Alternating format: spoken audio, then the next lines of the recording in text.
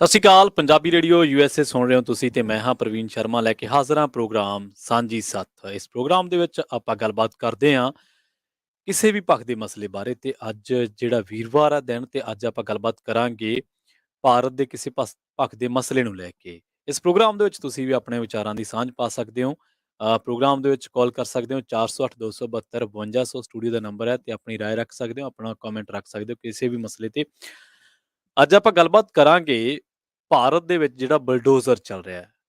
ਭਾਰਤ ਦੇ ਵਿੱਚ ਜਿਹੜਾ ਬਲਡੋਜ਼ਰ ਚੱਲ ਰਿਹਾ, ਤੇ ਨਾਲੋਂ ਨਾਲ ਭਾਰਤ ਦੇ ਗੁਆਂਢੀ ਮੁਲਕ ਸ਼੍ਰੀਲੰਕਾ ਦੇ ਵਿੱਚ ਜੋ ਹਾਲਾਤ ਬਣੇ ਨੇ, ਉਹਨਾਂ ਦੇ ਬਾਰੇ ਗੱਲਬਾਤ ਕਰਾਂਗੇ।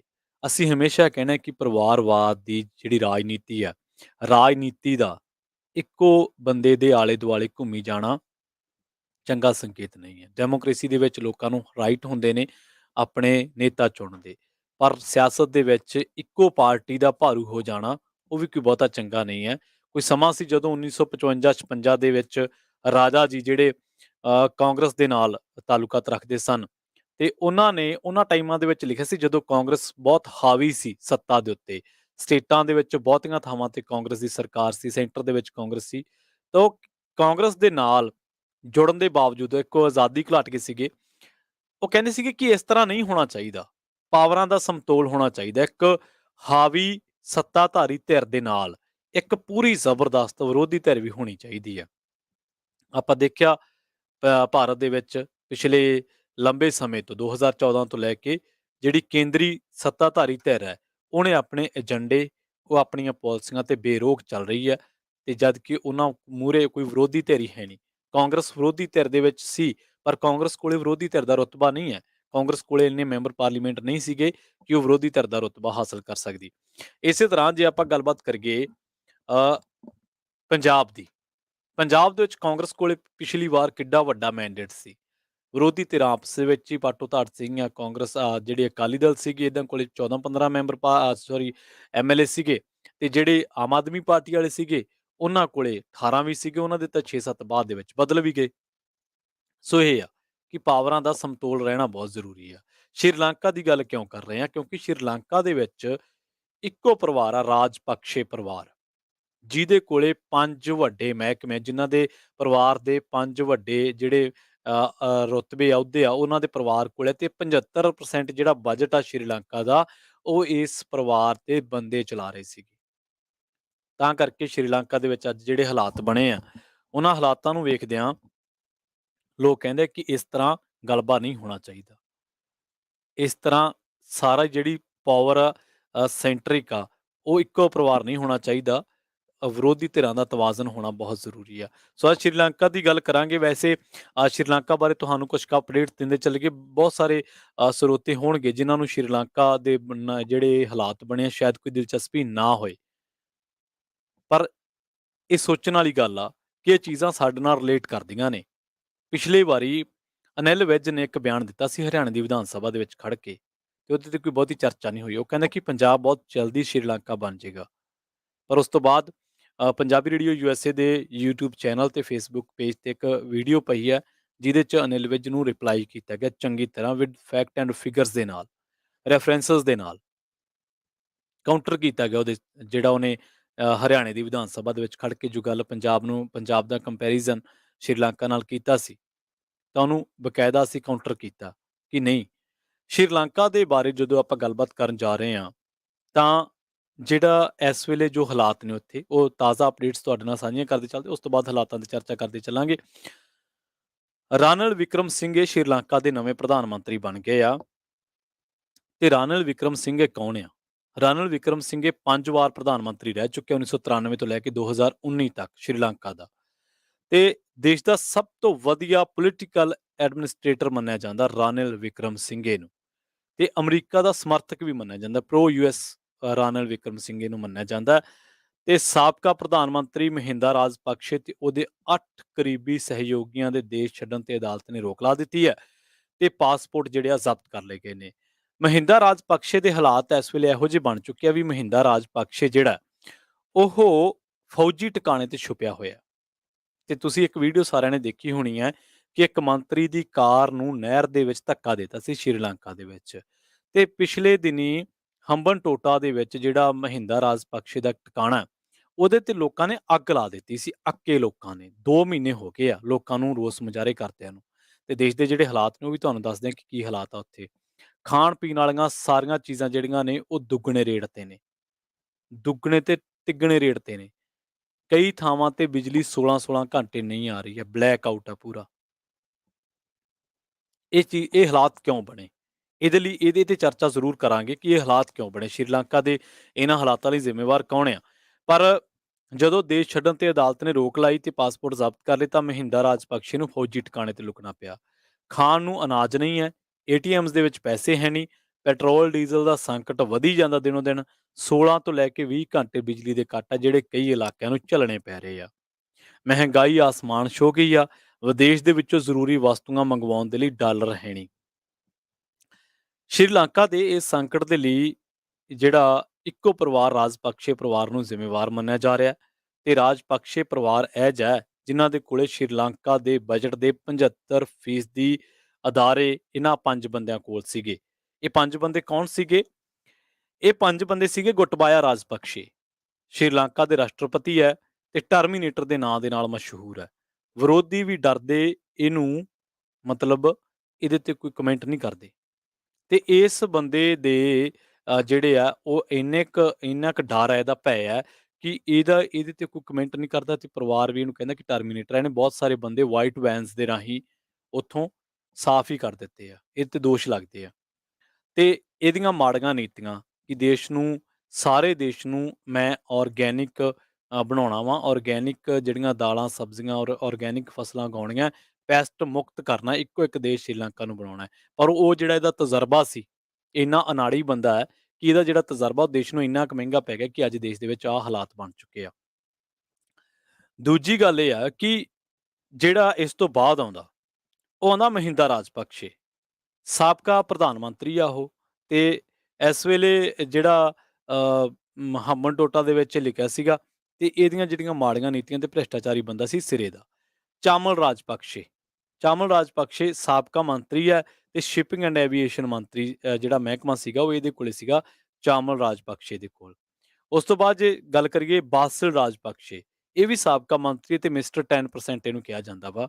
ਇਹ ਠੇਕਿਆਂ ਦੇ ਵਿੱਚੋਂ ਕਮਿਸ਼ਨ ਲੈਂਦਾ ਸੀ ਤੇ ਪਰ ਰਾਸ਼ਟਰਪਤੀ ਨੇ ਇਹਦੇ ਉੱਤੇ ਜਿਹੜੇ ਕੇਸ ਪਏ ਸੀਗੇ ਭ੍ਰਿਸ਼ਟਾਚਾਰੀ ਦੇ, ਰਿਸ਼ਵਤਖੋਰੀ ਦੇ, ਉਹ ਰਾਸ਼ਟਰਪਤੀ ਨੇ ਖਤਮ ਕਰਤੇ ਕਿਉਂਕਿ ਗੁਟਬਾਇਆ ਰਾਜਪਕਸ਼ੇ ਰਾਸ਼ਟਰਪਤੀ ਬਣ ਗਿਆ ਸੀਗਾ।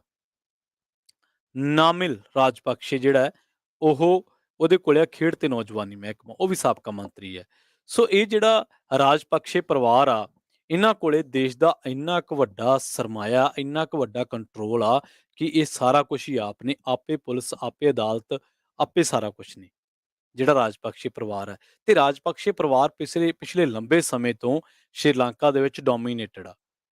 ਪਿਛਲੇ ਲੰਬੇ ਸਮੇਂ ਤੋਂ ਜਿਹੜਾ ਰਾਜਪਕਸ਼ੇ ਪਰਿਵਾਰ ਆ ਉਹ ਇੱਥੇ ਡੋਮੀਨੇਟਡ ਆ। ਤਕਰੀਬਨ ਜੇ ਆਪਾਂ ਗੱਲ ਕਰ ਲਈਏ ਤਾਂ 20 ਸਾਲਾਂ ਤੋਂ ਸੱਤਾ ਤੇ ਕਾਬਜ਼ ਆ ਰਾਜਪਕਸ਼ੇ ਪਰਿਵਾਰ, ਜਿਨ੍ਹਾਂ ਨੂੰ ਕੋਈ ਪਤਾ ਨਹੀਂਗਾ ਕਿ ਜੇਕਰ ਸਾਰਾ ਮੁਲਕ ਜਿਹੜਾ ਵਾ ਉਹਨੂੰ ਕੈਮੀਕਲ, ਪੈਸਟ ਰਹਿਤ ਖੇਤੀ ਤੇ ਲਿਆਉਣਾ ਤੇ ਉਹਦੇ ਲਈ ਕੀ ਕਰਨਾ ਵਾ।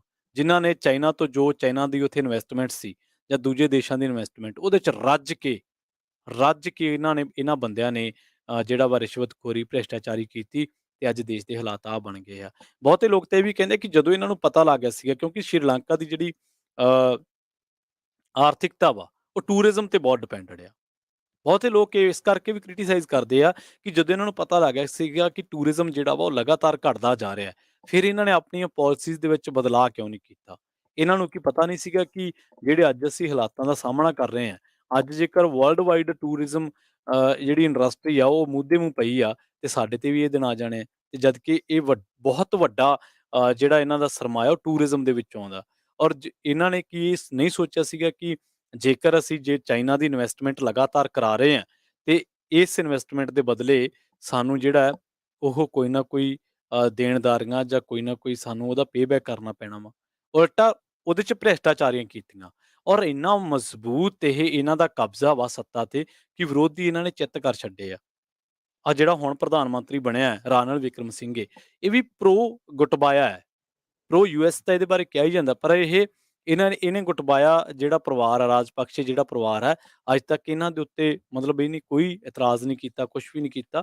ਸੋ ਇਹ ਚੀਜ਼ਾਂ ਵਾ ਜਿਨ੍ਹਾਂ ਨੇ ਅੱਜ ਸ਼੍ਰੀਲੰਕਾ ਦੇ ਆਹ ਦਿਨ ਲਿਆਂਦੇ ਆ ਕਿ ਉੱਥੇ ਬਹੁਤ ਮਾੜੇ ਹਾਲਾਤ ਨੇ ਉਹਨਾਂ ਬੀਬੀਆਂ ਦੇ ਜਿਹੜੀਆਂ ਪ੍ਰੈਗਨੈਂਟ ਨੇ, ਜਾਂ ਬਹੁਤ ਮਾੜੇ ਹਾਲਾਤ ਨੇ ਜਿਹੜੇ ਪਹਿਲਾਂ ਹੀ ਆਰਥਿਕਤਾ ਇਕਨੋਮਿਕ ਕ੍ਰਾਈਸਿਸ ਦੇ ਨਾਲ ਜਿਹੜੇ ਜੂਝ ਰਹੇ ਸੀਗੇ ਉਹਨਾਂ ਦੇ।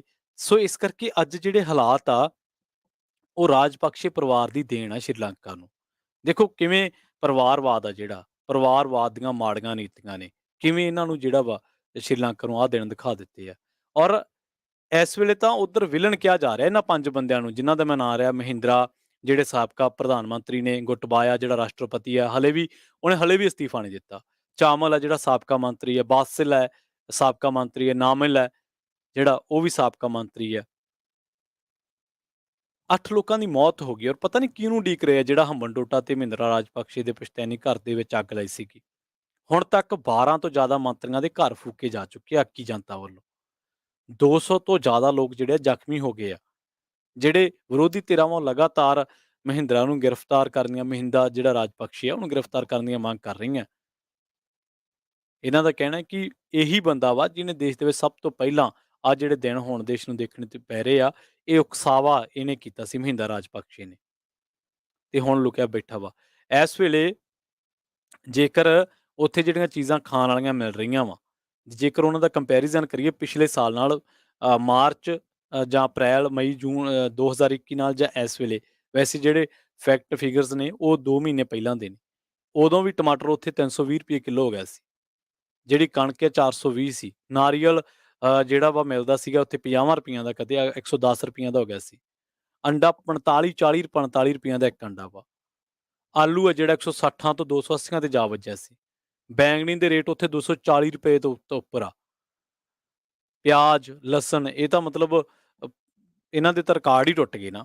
ਨਾਰੀਅਲ ਤੇਲ ਦੀ ਕੀਮਤ 1 ਲੀਟਰ ਤੇ ਇੱਕ ਅੰਡੇ ਦੀ ਕੀਮਤ 1 ਪੀਸ ਦੇ ਹਿਸਾਬ ਨਾਲ ਜਿਹੜੀ ਹੁਣ ਆ, ਉਹ ਤਕਰੀਬਨ ਦੁੱਗਣੇ ਭਾਅ ਤਿੱਗਣੇ ਹੋ ਚੁੱਕੀ ਆ। ਤੇ ਇਹ ਜਿਹੜੇ ਰਾਜਪਕਸ਼ੇ ਹੋਣੀ ਆ, ਇਹ ਕੋਈ ਅੱਜ ਨਹੀਂ ਸੱਤਾ ਤੇ ਕਾਬਜ਼। ਅਸਲ ਦੇ ਵਿੱਚ ਇਹ ਜਿਹੜੀ ਅੱਜ ਦੇ ਦਿਨਾਂ ਦੀ ਸ਼ੁਰੂਆਤ ਹੁੰਦੀ ਆ, ਰਾਜਪਕਸ਼ੇ ਪਰਿਵਾਰ ਡੋਮੀਨੇਟ ਹੁੰਦਾ, ਇਹਦਾ ਇੱਕ ਬਹੁਤ ਵੱਡਾ ਕਾਰਨ ਆ। ਉਹ ਕਾਰਨ ਇਹ ਹੈ ਕਿ ਜਿਹੜਾ ਰਾਜਪਕਸ਼ੇ ਪਰਿਵਾਰ ਹੈ, ਉਹ 1948 ਤੋਂ ਵੀ ਪਹਿਲਾਂ ਦਾ ਉੱਥੇ ਡੋਮੀਨੇਟ ਆ। ਜਿਹੜਾ ਉਹਨਾਂ ਦਾ ਬਾਪੂ ਸੀਗਾ ਡੀ.ਐਮ. ਰਾਜਪਕਸ਼ੇ, ਉਹ ਸਟੇਟ ਕੌਂਸਲ ਦਾ, ਜਿਹੜੀ ਕਿ ਆਜ਼ਾਦੀ ਤੋਂ ਪਹਿਲਾਂ ਸੀਗੀ ਉੱਥੇ ਸ਼੍ਰੀਲੰਕਾ ਦੇ ਵਿੱਚ, ਉਹਦਾ ਮੈਂਬਰ ਸੀਗਾ। ਤੇ ਪਹਿਲਾਂ ਸਿਲੋਨ ਕਿਹਾ ਜਾਂਦਾ ਸੀ ਸ਼੍ਰੀਲੰਕਾ ਨੂੰ। ਡੀਐਮ ਜਿਹੜਾ ਸ਼੍ਰੀਲੰਕਾ ਦਾ ਸੀਗਾ, ਉਹਦਾ ਇੱਕ ਵਾਰੀ ਅਚਾਨਕ ਮੌਤ ਹੋ ਗਈ, ਤੇ ਜਿਹੜਾ ਉਸ ਤੋਂ ਬਾਅਦ ਡੀ.ਏ. ਰਾਜਪਕਸ਼ੇ ਜਿਹੜਾ ਵਾ ਉਹਦਾ ਕੌਂਸਲ ਦਾ ਮੈਂਬਰ ਬਣ ਗਿਆ। ਤੇ ਆਜ਼ਾਦੀ ਤੋਂ ਬਾਅਦ ਡੀ.ਏ. ਰਾਜਪਕਸ਼ੇ ਜਿਹੜਾ ਵਾ ਉਹ ਸਰਕਾਰ ਦੇ ਕਈ ਅਹਿਮ ਅਹੁਦਿਆਂ ਤੇ ਆ ਜਾਂਦਾ ਵਾ।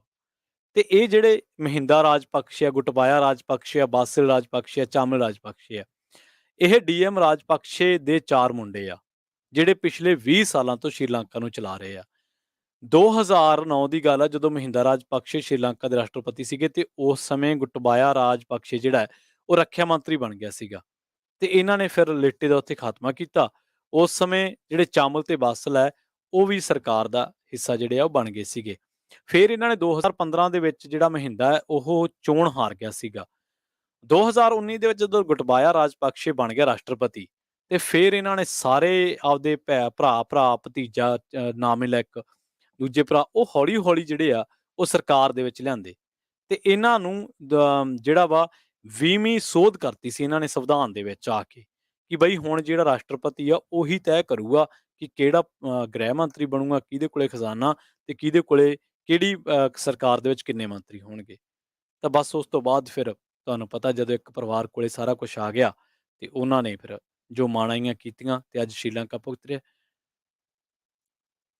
ਸੋ ਗੁਟਬਾਇਆ ਪ੍ਰਧਾਨ ਮੰਤਰੀ, ਜਿਹੜਾ ਗੁਟਬਾਇਆ ਰਾਸ਼ਟਰਪਤੀ ਬਣ ਗਿਆ, ਮਹਿੰਦਾ ਰਾਜਪਕਸ਼ੇ ਪ੍ਰਧਾਨ ਮੰਤਰੀ ਬਣ ਗਿਆ, ਬਾਸਲ ਰਾਜਪਕਸ਼ੇ ਫਾਈਨੈਂਸ ਮਿਨਿਸਟਰ ਬਣ ਗਿਆ, ਚਾਮਲ ਰਾਜਪਕਸ਼ੇ ਸਿੰਜਾਈ ਮੰਤਰੀ ਬਣ ਗਿਆ, ਨਾਮਲ ਜਿਹੜਾ ਸੀਗਾ ਜਿਹੜਾ ਗੁਟਬਾਏ ਦਾ ਮੁੰਡਾ ਵਾ ਸ਼ਾਇਦ, ਇਹਨੂੰ ਬਣਾਤਾ ਇਹਨਾਂ ਨੇ ਖੇਡ ਮੰਤਰੀ। ਤੇ ਚਲੋ ਜਿਹੜਾ ਪਰਿਵਾਰ ਸੀ ਸਾਰਾ ਹੀ ਕਾਬਜ਼ ਹੋ ਗਿਆ। 75% ਜਿਹੜੇ ਬਜਟ ਦੇ ਮਹਿਕਮੇ ਆ ਉਹ ਇਸ ਰਾਜਪਕਸ਼ੇ ਪਰਿਵਾਰ ਕੋਲ ਹੀ ਆ ਗਏ। ਸੋ ਇਹ ਜਿਹੜਾ ਮਹਿੰਦਾ ਰਾਜਪਕਸ਼ੇ ਤਾਂ ਇੰਨਾ ਕੁ ਭ੍ਰਿਸ਼ਟ ਬੰਦਾ ਸੀਗਾ ਉੱਥੇ ਕਿ ਇਹਨੇ ਜੋ ਵੀ ਇਨਫਰਾਸਟ੍ਰਕਚਰ ਚੀਨੀ ਸੀਗਾ, ਉਹ ਹੋਰ ਸੀਗਾ, ਇਹਨੇ ਲੋਨ ਲੈਣ ਵਾਲੀ ਕੋਈ ਕਸਰ ਹੀ ਨਹੀਂ ਛੱਡੀ। ਗੁਟਬਾਏ ਦਾ ਅੱਡ ਨੈਗੇਟਿਵ ਰੋਲ ਹੈ, ਨਾਮਲ ਦਾ ਅੱਡ ਨੈਗੇਟਿਵ ਰੋਲ ਹੈ। ਹੁਣ ਕਈ ਮਹੀਨਿਆਂ ਤੋਂ ਮਹਿੰਗਾਈ ਉੱਥੇ ਲਗਾਤਾਰ ਵੱਧ ਰਹੀ ਸੀ। ਉਧਰੋਂ ਰੂਸ ਤੇ ਯੂਕਰੇਨ ਦਾ ਜੰਗ ਛਿੜ ਪਿਆ ਤੇ ਇਹਨਾਂ ਦੇ ਜੰਗ ਨੇ ਜਿਹੜਾ ਰੂਸ ਤੇ ਯੂਕਰੇਨ ਕ੍ਰਾਈਸਿਸ ਆ ਜਿਹੜਾ ਜੰਗ ਆ, ਇਹਨੇ ਸ਼੍ਰੀਲੰਕਾ ਕ੍ਰਾਈਸਿਸ ਨੂੰ ਸਗੋਂ ਹੋਰ ਵਧਾ ਦਿੱਤਾ। ਇਹਨੇ ਜਿਹੜਾ ਵਿਦੇਸ਼ਾਂ ਤੋਂ ਕਰਜ਼ਾ ਲਿਆ ਸੀ ਸ਼੍ਰੀਲੰਕਾ ਦੀ ਸਰਕਾਰ ਨੇ ਜਾਂ ਰਾਜਪਕਸ਼ੇ ਹੋਰਾਂ ਨੇ, ਉਹ ਮੋੜਨਾ ਹੀ ਅਸੰਭਵ ਹੋ ਗਿਆ। ਔਰ ਕਈ ਐਕਸਪਰਟ ਤਾਂ ਇੱਥੋਂ ਤੱਕ ਕਹਿੰਦੇ ਵੀ ਉਹ ਕਹਿੰਦੇ ਕਿ ਇਹਨਾਂ ਨੇ ਮਹਿਸੂਸ ਹੀ ਨਹੀਂ ਕੀਤਾ ਕਿ ਸਾਡਾ ਦੇਸ਼ ਇੰਨੇ ਵੱਡੇ ਕ੍ਰਾਈਸਿਸ ਦੇ ਵਿੱਚ ਫਸਣ ਜਾ ਰਿਹਾ ਵਾ।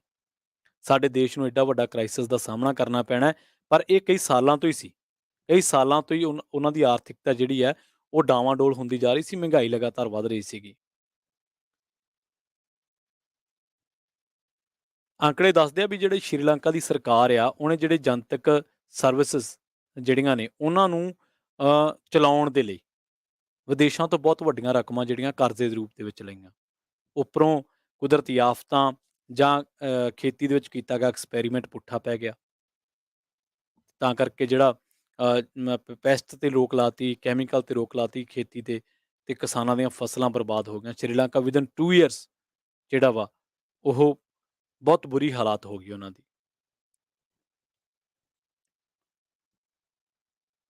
ਸੋ ਉਹਨਾਂ ਨੂੰ ਪਤਾ ਸੀਗਾ, ਰਾਜਪਕਸ਼ੇ ਪਰਿਵਾਰ ਨੂੰ ਪਤਾ ਸੀਗਾ ਕਿ ਅੱਜ ਅਸੀਂ ਫਰਟੀਲਾਈਜ਼ਰ ਨੂੰ ਬੰਦ ਕਰ ਰਹੇ ਹਾਂ, ਅੱਜ ਅਸੀਂ ਆਰਗੈਨਿਕ ਖੇਤੀ ਨੂੰ ਅਪਣਾ ਰਹੇ ਹਾਂ, ਵਿਦੇਸ਼ਾਂ 'ਚੋਂ ਕਰਜ਼ਾ ਲੈ ਰਹੇ ਹਾਂ, ਮੋੜਨਾ ਪੈਣਾ ਵਾ।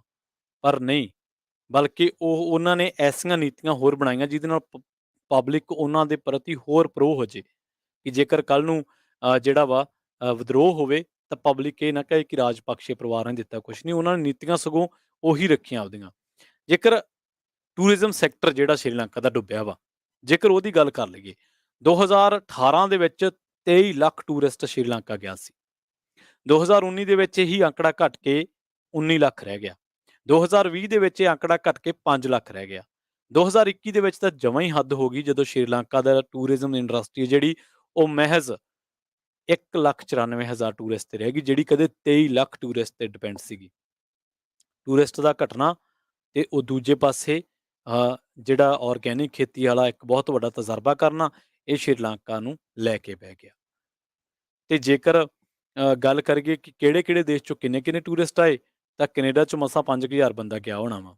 ਜਰਮਨੀ ਦੇ ਵਿੱਚੋਂ 6,000, ਫਰਾਂਸ ਦੇ ਵਿੱਚੋਂ ਵੀ 6,000, ਯੂਕਰੇਨ ਦੇ ਵਿੱਚੋਂ 7,000, ਰੂਸ ਦੇ ਵਿੱਚੋਂ 16,000 ਔਰ ਭਾਰਤ 'ਚੋਂ 56,000 ਬੰਦਾ ਗਿਆ ਉੱਥੇ। ਚੀਨ ਦੇ ਵਿੱਚੋਂ 2,000, ਬ੍ਰਿਟੇਨ ਦੇ ਵਿੱਚੋਂ 16,000, ਅਮਰੀਕਾ 'ਚੋਂ ਵੀ 6,000 ਬੰਦਾ ਗਿਆ, ਕਜ਼ਾਕਿਸਤਾਨ 'ਚੋਂ ਵੀ ਟੂਰਿਸਟ ਆਉਂਦਾ ਤਕਰੀਬਨ 6,000। ਤੇ ਜੇ ਸ਼੍ਰੀਲੰਕਾ ਦੇ ਜਿਹੜਾ ਕਰਜ਼ ਆ, ਉਹਦੇ ਤੇ ਨਜ਼ਰ ਮਾਰ ਲਈ ਕਿ ਕਿੰਨਾ ਵਾ, ਜਿਹੜਾ ਬਾਜ਼ਾਰ ਤੋਂ ਲਿਆ ਹੋਇਆ ਇਹਨਾਂ ਨੇ, ਉਹ 47% ਆ ਤੇ ਜਿਹੜਾ ਚੀਨ ਤੋਂ ਲਿਆ ਹੋਇਆ, ਉਹ ਇਹਨਾਂ ਦੀ ਕੁੱਲ ਜਿਹੜੀ GDP ਆ ਉਹਦਾ 10% ਬਣਦਾ ਵਾ ਤੇ ਜਿਹੜਾ ਏਸ਼ੀਅਨ ਡਿਵੈਲਪਮੈਂਟ ਬੈਂਕ ਆ, ਉਹ ਤੋਂ 13% ਲਿਆ ਹੋਇਆ, ਜਾਪਾਨ ਤੋਂ ਵੀ 10% ਲਿਆ ਹੋਇਆ, ਵਰਲਡ ਬੈਂਕ ਤੋਂ 9% ਲਿਆ ਹੋਇਆ ਕੁੱਲ ਕਰਜ਼ੇ ਦਾ, ਭਾਰਤ ਤੋਂ ਵੀ 2% ਚੱਕਿਆ ਹੋਇਆ, ਦੂਜੇ ਸੋਰਸਿਸ ਤੋਂ ਵੀ 9% ਜਿਹੜਾ ਵਾ ਉਹ ਲਿਆ ਹੋਇਆ। ਸੋ ਅੱਜ ਸ਼੍ਰੀਲੰਕਾ ਦੇ ਹਾਲਾਤ ਇਹ ਨੇ, ਅਸੀਂ ਹਮੇਸ਼ਾ ਇਸ ਗੱਲ ਤੇ ਉੱਤੇ ਜ਼ੋਰ ਦਿੰਦੇ ਹਾਂ ਜਾਂ ਅਸੀਂ ਹਮੇਸ਼ਾ ਇਹ ਗੱਲਾਂ ਕਰਦੇ ਹੁੰਦੇ ਹਾਂ ਕਿ ਜਿਹੜੀ ਡਿਪੈਂਡੈਂਸੀ ਆ ਨਾ ਇੱਕੋ ਹੀ ਬੰਦੇ ਤੇ, ਇੱਕੋ ਹੀ ਪਰਿਵਾਰ ਤੇ, ਤਾਂ ਉਹ ਕਿਤੇ ਨਾ ਕਿਤੇ ਮਾਰ ਪਾ ਜਾਂਦੀ ਹੈ। ਉਹ ਕਿਤੇ ਨਾ ਕਿਤੇ ਸਾਨੂੰ ਜਿਹੜਾ ਵਾ ਦੇਸ਼ ਨੂੰ ਸ਼ਖਸੀ ਪੂਜਾ ਦੇਸ਼ ਨੂੰ ਡੋਬ ਕੇ ਲੈ ਜਾਂਦੀ ਹੈ। ਨੀਤੀਆਂ ਬਣਾਈਆਂ, ਨੀਤੀਆਂ ਨੂੰ ਅਨਾਲਿਸਿਸ ਨਹੀਂ ਕੀਤਾ, ਆਪਣੇ ਹੀ ਪਰਿਵਾਰ ਦੇ ਬੰਦਿਆਂ ਨੂੰ ਅੱਗੇ ਲਿਆਂਦਾ। ਆਪਣੇ ਹੀ ਪਰਿਵਾਰ ਦੇ ਲੋਕਾਂ ਨੂੰ ਸਿੰਜਾਈ ਮੰਤਰੀ, ਆਪਣੇ ਹੀ ਪਰਿਵਾਰ ਦੇ ਲੋਕਾਂ ਨੂੰ ਫਾਈਨਾਂਸ ਮਿਨਿਸਟਰ, ਆਪਣੇ ਹੀ ਪਰਿਵਾਰ ਦੇ ਲੋਕਾਂ ਨੂੰ ਪ੍ਰਧਾਨ ਮੰਤਰੀ, ਆਪਣੇ ਹੀ ਪਰਿਵਾਰ ਦਾ ਖੇਡ ਮੰਤਰੀ, ਆਪਣੇ ਹੀ ਪਰਿਵਾਰ ਦਾ ਰਾਸ਼ਟਰਪਤੀ। ਔਰ ਦੂਜਾ ਇਹ ਸੀਗਾ ਕਿ ਉਹਨਾਂ ਦੇ ਵਿੱਚ ਜਿਹੜੇ ਹੋਰ ਜਿਹੜੀਆਂ ਪਾਲਿਸੀਜ਼ ਐਨਾਲਿਸਿਸ ਕਰਨਾ ਸੀ ਪਾਲਿਸੀਜ਼ ਦਾ, ਉਹ ਐਨਾਲਿਸਿਸ ਵੀ ਹੋ ਨਹੀਂ ਸਕਿਆ। ਸ਼੍ਰੀਲੰਕਾ ਦੇ ਲੋਕਾਂ ਦੀ ਦੇਖੋ ਮਾੜੀ ਕਿਸਮਤ ਕਿ ਉਹ ਜਿਹੜਾ ਐਨਾਲਿਸਿਸ ਕਰਨਾ ਸੀਗਾ ਉਹ ਹੋ ਨਹੀਂ ਸਕਿਆ, ਉੱਪਰੋਂ ਤਜਰਬੇ ਕਰ ਲਏ।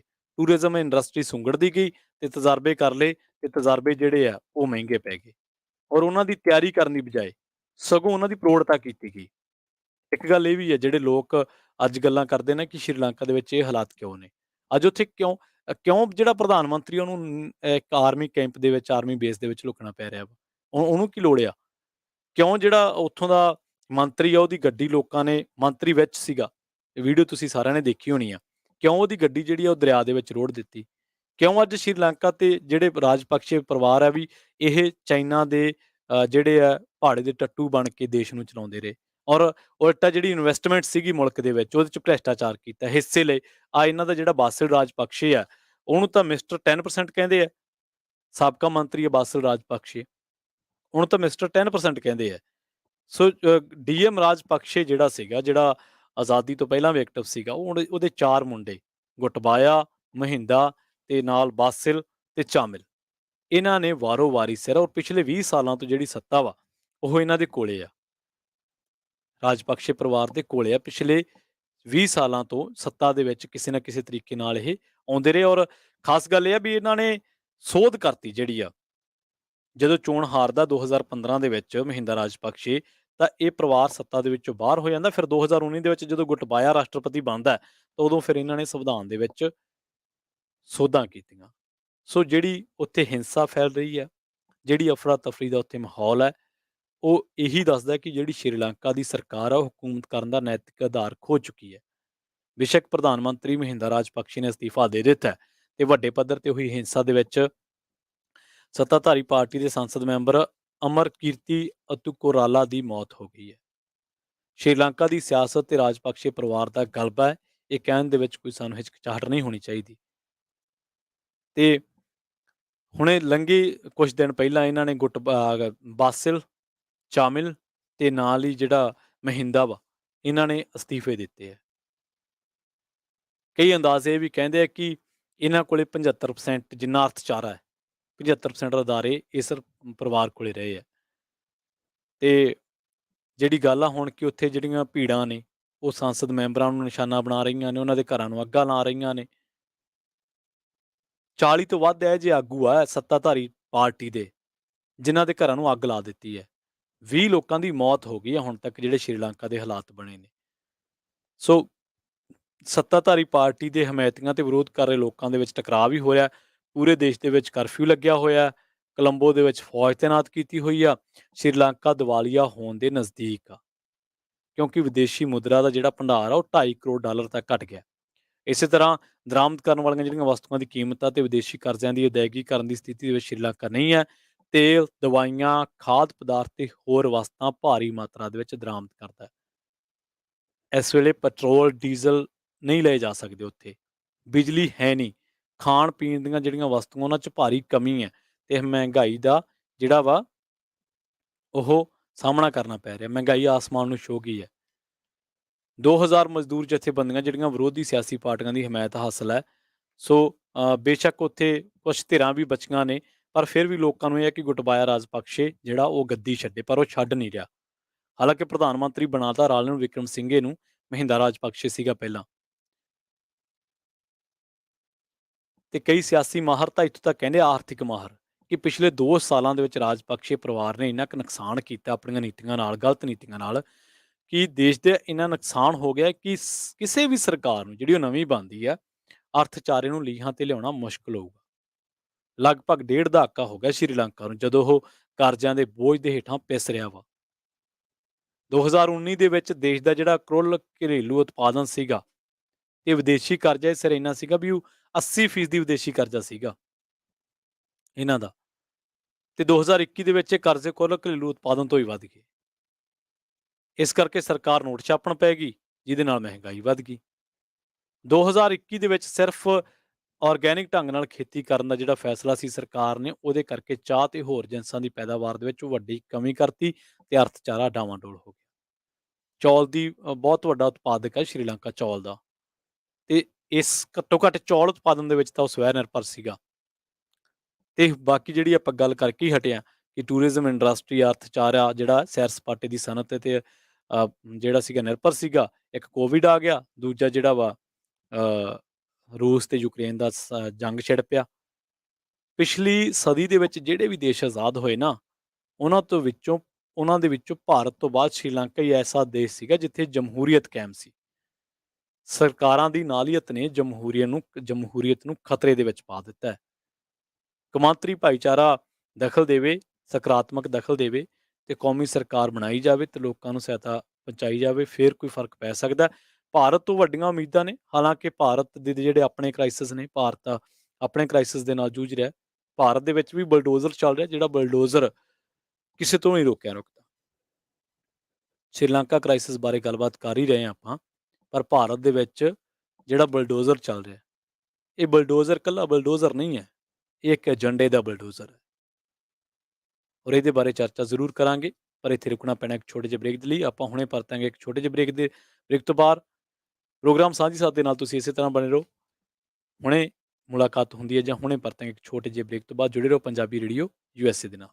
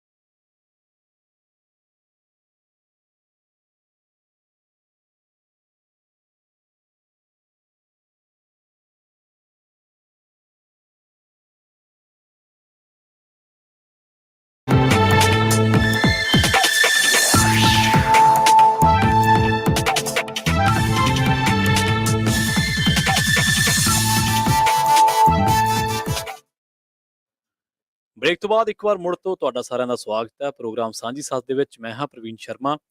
ਗੱਲਬਾਤ ਕਰ ਰਹੇ ਸੀ ਕਿ ਸ਼੍ਰੀਲੰਕਾ ਦੇ ਸੰਕਟ ਬਾਰੇ, ਤੇ ਤੁਹਾਨੂੰ ਤਫਸੀਲ ਦੇ ਨਾਲ ਕੁਝ ਕਾਂਕੜੇ ਖੰਗਾਲ ਕੇ ਦੱਸਣ ਦੀ ਕੋਸ਼ਿਸ਼ ਕੀਤੀ ਹੈ ਕਿ ਸ਼੍ਰੀਲੰਕਾ ਦਾ ਇਹ ਸੰਕਟ ਦਾ ਮੁੱਢ ਕਿਵੇਂ ਵੱਜਾ।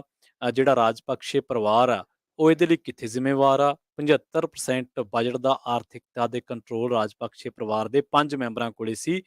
ਰਾਸ਼ਟਰਪਤੀ ਵੀ ਉਹਨਾਂ ਦਾ, ਪ੍ਰਧਾਨ ਮੰਤਰੀ ਵੀ ਉਹਨਾਂ ਦਾ, ਸਿੰਜਾਈ ਮੰਤਰੀ ਵੀ ਉਹਨਾਂ ਦਾ, ਫਾਈਨਾਂਸ ਮਿਨਿਸਟਰ ਵੀ ਉਹਨਾਂ ਦਾ, ਤੇ ਜਿਹੜਾ ਨੌਜਵਾਨ ਖੇਡ ਮਹਿਕਮਾ ਉਹ ਵੀ ਉਹਨਾਂ ਦੇ ਪਰਿਵਾਰ ਦੇ ਬੰਦੇ ਕੋਲੇ। ਹੁਣ ਗੱਲ ਕਰਦੇ ਹਾਂ ਆਪਾਂ ਬਲਡੋਜ਼ਰ ਦੀ। ਪਿਛਲੇ ਕਈ ਦਿਨਾਂ ਤੋਂ, ਪਿਛਲੇ ਕਈ ਮਹੀਨਾ 1 ਮਹੀਨੇ ਤੋਂ ਭਾਰਤ ਦੇ ਵਿੱਚ ਹਾਲਾਤ ਜਿਹੜੇ ਆ ਬਹੁਤੇ ਚੰਗੇ ਨਹੀਂ। ਔਰ ਦੂਜੀ ਗੱਲ, ਦੁਖਦਾਈ ਗੱਲ ਇਹ ਹੈ ਕਿ ਇਹਨਾਂ ਹਾਲਾਤਾਂ ਤੇ ਚਰਚਾ ਵੀ ਕੋਈ ਬਹੁਤੀ ਜ਼ਿਆਦਾ ਨਹੀਂ। ਭਾਰਤ ਦੇ ਵਿੱਚ ਰਾਮ ਨੌਮੀ ਤੇ ਹਨੂਮਾਨ ਜਯੰਤੀ ਮੌਕੇ ਜਿਹੜੀਆਂ ਸ਼ੋਭਾ ਯਾਤਰਾਵਾਂ ਕੱਢੀਆਂ ਜਾਂਦੀਆਂ, ਉਹਨਾਂ ਮੌਕੇ ਕੁਛ ਮਸਜਿਦਾਂ ਤੇ ਝੰਡੇ ਲਹਿਰਾਉਣ ਕਰਕੇ ਇਹ ਦੋਸ਼ ਲੱਗਦੇ ਆ ਕਿ ਇਹਨਾਂ ਲੋਕਾਂ ਕਰਕੇ ਜਿਹੜਾ ਵਾ ਉਹ ਮਾਹੌਲ ਵਿਗੜਿਆ। ਔਰ ਦੂਜੀ ਗੱਲ ਇਹ ਹੈ ਵੀ ਉਸ ਮਾਹੌਲ ਨੂੰ ਹੋਰ ਜਿਹੜਾ ਵਿਗਾੜਿਆ ਉਹ ਹੈ ਕਿ ਇਹਨਾਂ ਘਟਨਾਵਾਂ ਦਾ ਸਿਆਸੀਕਰਨ ਹੋ ਗਿਆ, ਤੇ ਜਿਹੜੀ ਰਹਿੰਦੀ ਖੂੰਹਦੀ ਕਸਰ ਹੈ ਉਹ ਸਿਆਸਤਦਾਨਾਂ ਨੇ ਆਪਣੇ ਬਿਆਨ ਦੇ ਕੱਢਤੀ।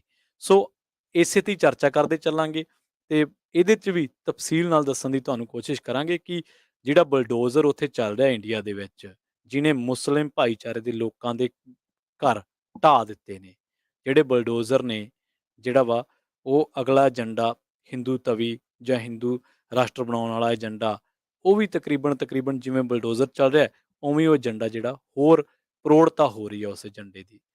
ਦੁਖਾਂਤ ਕੀ ਰਹਿ ਗਿਆ ਇਹਦੇ ਪਿੱਛੇ? ਫਰੈਡਰਿਕ ਗੁਸਤਾਫ ਹੋਏ ਨੇ, ਜਰਮਨ ਧਰਮ ਸ਼ਾਸਤਰੀ, ਪਾਦਰੀ ਕਹਿ ਸਕਦੇ ਉਹਨਾਂ ਨੂੰ। ਉਹ ਕਹਿੰਦਾ ਕਿ ਨਾਜ਼ੀਆਂ ਬਾਰੇ ਜਦੋਂ ਕਵਿਤਾ ਲਿਖਦਾ, ਪਹਿਲਾਂ ਉਹ ਆਏ, ਉਹ ਕਹਿੰਦਾ ਪਹਿਲਾਂ ਉਹ ਕਮਿਊਨਿਸਟਾਂ ਲਈ ਆਏ, ਮੈਂ ਨਹੀਂ ਬੋਲਿਆ ਕਿਉਂਕਿ ਮੈਂ ਕਮਿਊਨਿਸਟ ਨਹੀਂ ਸੀ। ਫਿਰ ਉਹ ਟ੍ਰੇਡ ਯੂਨੀਅਨਿਸਟਾਂ ਲਈ ਆਏ, ਮੈਂ ਨਹੀਂ ਬੋਲਿਆ ਕਿਉਂਕਿ ਮੈਂ ਟ੍ਰੇਡ ਯੂਨੀਅਨਿਸਟ ਨਹੀਂ ਸੀ। ਉਹ ਕਹਿੰਦਾ ਫਿਰ ਉਹ ਯਹੂਦੀਆਂ ਲਈ ਆਏ, ਮੈਂ ਫਿਰ ਵੀ ਨਹੀਂ ਬੋਲਿਆ ਕਿਉਂਕਿ ਮੈਂ ਕਿਹੜਾ ਯਹੂਦੀ ਸੀ। ਫਿਰ ਉਹ ਕਹਿੰਦਾ ਮੇਰੇ ਲਈ ਆਏ, ਪਰ ਮੇਰੇ ਲਈ ਬੋਲਣ ਵਾਸਤੇ ਕੋਈ ਬੱਚਾ ਹੀ ਨਹੀਂ ਸੀ। ਇਹ ਚੀਜ਼ਾਂ ਅਸੀਂ ਕਿਉਂ ਕਰ ਰਹੇ ਹਾਂ? ਨਾਜ਼ੀਆਂ ਨਾਲ ਕੰਪੈਰੀਜ਼ਨ ਕਿਉਂ ਹੋ ਰਹੇ ਨੇ? ਕਿਉਂਕਿ ਭਾਰਤ ਅਨੇਕ ਹੈ ਫਿਰ ਏਕ ਹੈ, ਇਸ ਨਾਅਰੇ ਥੱਲੇ ਆ। ਭਾਰਤ ਦਾ ਜਿਹੜਾ ਸੰਵਿਧਾਨ ਉਹਦੇ 'ਚ ਲਿਖਿਆ ਗਿਆ, ਉਹਦਾ ਪ੍ਰੈਂਬਲ ਜਿਹੜਾ ਵਾ ਉਹ ਕਿਹਾ ਗਿਆ ਕਿ ਵੀ ਦਾ ਪੀਪਲ, ਅਸੀਂ ਭਾਰਤ ਦੇ ਲੋਕ। ਉਹਦੇ 'ਚ ਇਹ ਨਹੀਂ ਲਿਖਿਆ ਹੋਇਆ ਕਿ ਮੈਂ ਅਮਿਤ ਸ਼ਾਹ, ਮੈਂ ਮੋਦੀ, ਨਹੀਂ, ਵੀ ਦਾ ਪੀਪਲ। ਜਿਹੜਾ ਪ੍ਰੈਂਬਲ ਹੈ ਉਹ ਸੈਕੂਲਰ ਹੈ। ਭਾਰਤ ਇੱਕ ਯੂਨੀਅਨ ਹੈ ਅੱਡ ਅੱਡ ਸਟੇਟਸ ਦੀ, ਜਿਸ 'ਚ ਕਿਹਾ ਗਿਆ ਕਿ ਭਾਰਤ ਇੱਕ ਅਜਿਹਾ ਦੇਸ਼ ਹੈ ਜਿਹਦੇ 'ਚ ਡਿਫਰੈਂਟ ਟਾਈਪ ਆਫ ਸਟੇਟਸ ਜਿਹੜੀਆਂ ਨੇ ਉਹ ਹੋਣਗੀਆਂ। ਉਹਨਾਂ ਦਾ ਇੱਕ ਜੁਆਇੰਟ ਹੋਊਗਾ, ਉਹ ਹੋਊਗਾ ਜਿਹੜਾ ਕੇਂਦਰ। ਇਸੇ ਕਰਕੇ ਸਾਰੀਆਂ ਚੀਜ਼ਾਂ ਨੂੰ, ਸਾਰੇ ਸਟੇਟਾਂ ਨੂੰ ਸਰਕਾਰਾਂ ਮਿਲੀਆਂ ਨੇ। ਇਹ ਕੋਈ ਅਮਿਤ ਸ਼ਾਹ ਜਾਂ ਮੋਦੀ ਨੇ ਨਹੀਂ ਦਿੱਤੀਆਂ, ਮੋਹਨ ਭਾਗਵਤ ਨੇ ਨਹੀਂ ਦਿੱਤੀਆਂ। ਇਹ ਸਿਸਟਮ ਹੈ, ਇਹ ਸਾਨੂੰ ਸਮਝਣਾ ਪੈਣਾ ਵਾ। ਕਈ ਲੋਕਾਂ ਨੂੰ ਇਹ ਲੱਗਦਾ ਕਿ ਸ਼ਾਇਦ ਹੁਣ ਮੋਦੀ ਸਾਹਿਬ ਆ ਗਏ ਆ, ਹੁਣ ਹੀ ਦੇਸ਼ ਚੱਲਦਾ। ਨਹੀਂ, ਦੇਸ਼ ਪੁਰਾਣਾ ਚੱਲਦਾ ਵਾ। ਦੇਸ਼ ਦੇ ਵਿੱਚ ਰੇਲ ਗੱਡੀ ਇਹ ਤੋਂ ਪਹਿਲਾਂ ਵੀ ਸੀ ਜਿਹੜੀ ਹੁਣ ਵਿਕੀ ਆ। ਦੇਸ਼ ਦੇ ਵਿੱਚ ਏਅਰ ਇੰਡੀਆ ਇਹ ਤੋਂ ਪਹਿਲਾਂ ਵੀ ਸੀ। ਦੇਸ਼ ਦੇ ਵਿੱਚ IITs, ਦੇਸ਼ ਦੇ ਵਿੱਚ ਖੋਜ ਸੰਸਥਾਨ, ਦੇਸ਼ ਦੇ ਵਿੱਚ ਆਰਮੀ, ਇਹ ਪਹਿਲਾਂ ਤੋਂ ਹੀ ਆ। ਪਰ ਇਹ ਗੱਲ ਡਿਫਰੈਂਟ ਹੈ ਕਿ ਇਹਨਾਂ ਸੋਰਸਸ ਨੂੰ ਵਰਤਿਆ ਕਿਵੇਂ ਗਿਆ। ਇੰਦਰਾ ਗਾਂਧੀ ਦੀ ਗੱਲ ਕਰੀਏ ਤਾਂ ਉਹਨੇ ਆਰਮੀ ਨੂੰ ਕਿਵੇਂ ਵਰਤਿਆ? ਮਾਈਨੋਰਟੀਜ਼ ਨੂੰ ਦੜਨ ਵਾਸਤੇ। ਪੁਲਿਸ ਨੂੰ ਕਿਵੇਂ ਵਰਤਿਆ ਗਿਆ? ਮਾਈਨੋਰਟੀਜ਼ ਦਾ ਕਤਲੇਆਮ ਕਰਨ ਵਾਸਤੇ। ਇੰਦਰਾ ਗਾਂਧੀ ਨੇ ਕਿਵੇਂ ਵਰਤਿਆ ਏਜੰਸੀਜ਼ ਨੂੰ? ਕੌਣ ਭੁੱਲਿਆ ਵਾ? ਰਾਜੀਵ ਗਾਂਧੀ ਨੇ ਕਿਵੇਂ ਵਰਤਿਆ? ਦਰਬਾਰ ਸਾਹਿਬ ਤੇ ਹਮਲਾ, 1984 ਸਿੱਖ ਕਤਲੇਆਮ, ਗੋਧਰਾ ਦਾ ਕਤਲੇਆਮ, ਇਹ ਚੀਜ਼ਾਂ ਕੌਣ ਭੁੱਲਦਾ ਵਾ? ਸੋ ਪਰ ਹੁਣ ਜਿਹੜਾ ਬਲਡੋਜ਼ਰ ਚੱਲਿਆ ਉਹਨੇ ਲੋਕਾਂ ਨੂੰ ਵਿੰਨ ਦਿੱਤਾ ਵਾ। ਇਹ ਬਲਡੋਜ਼ਰ ਚੱਲਣਾ ਨਹੀਂ ਸੀ ਚਾਹੀਦਾ। ਦੋ ਭਾਈਚਾਰਿਆਂ ਦੇ ਦਰਮਿਆਨ ਜੋ ਟਸਲ ਹੋਈ, ਉਸ ਤੋਂ ਬਾਅਦ ਬਲਡੋਜ਼ਰ ਚੱਲਿਆ ਵਾ।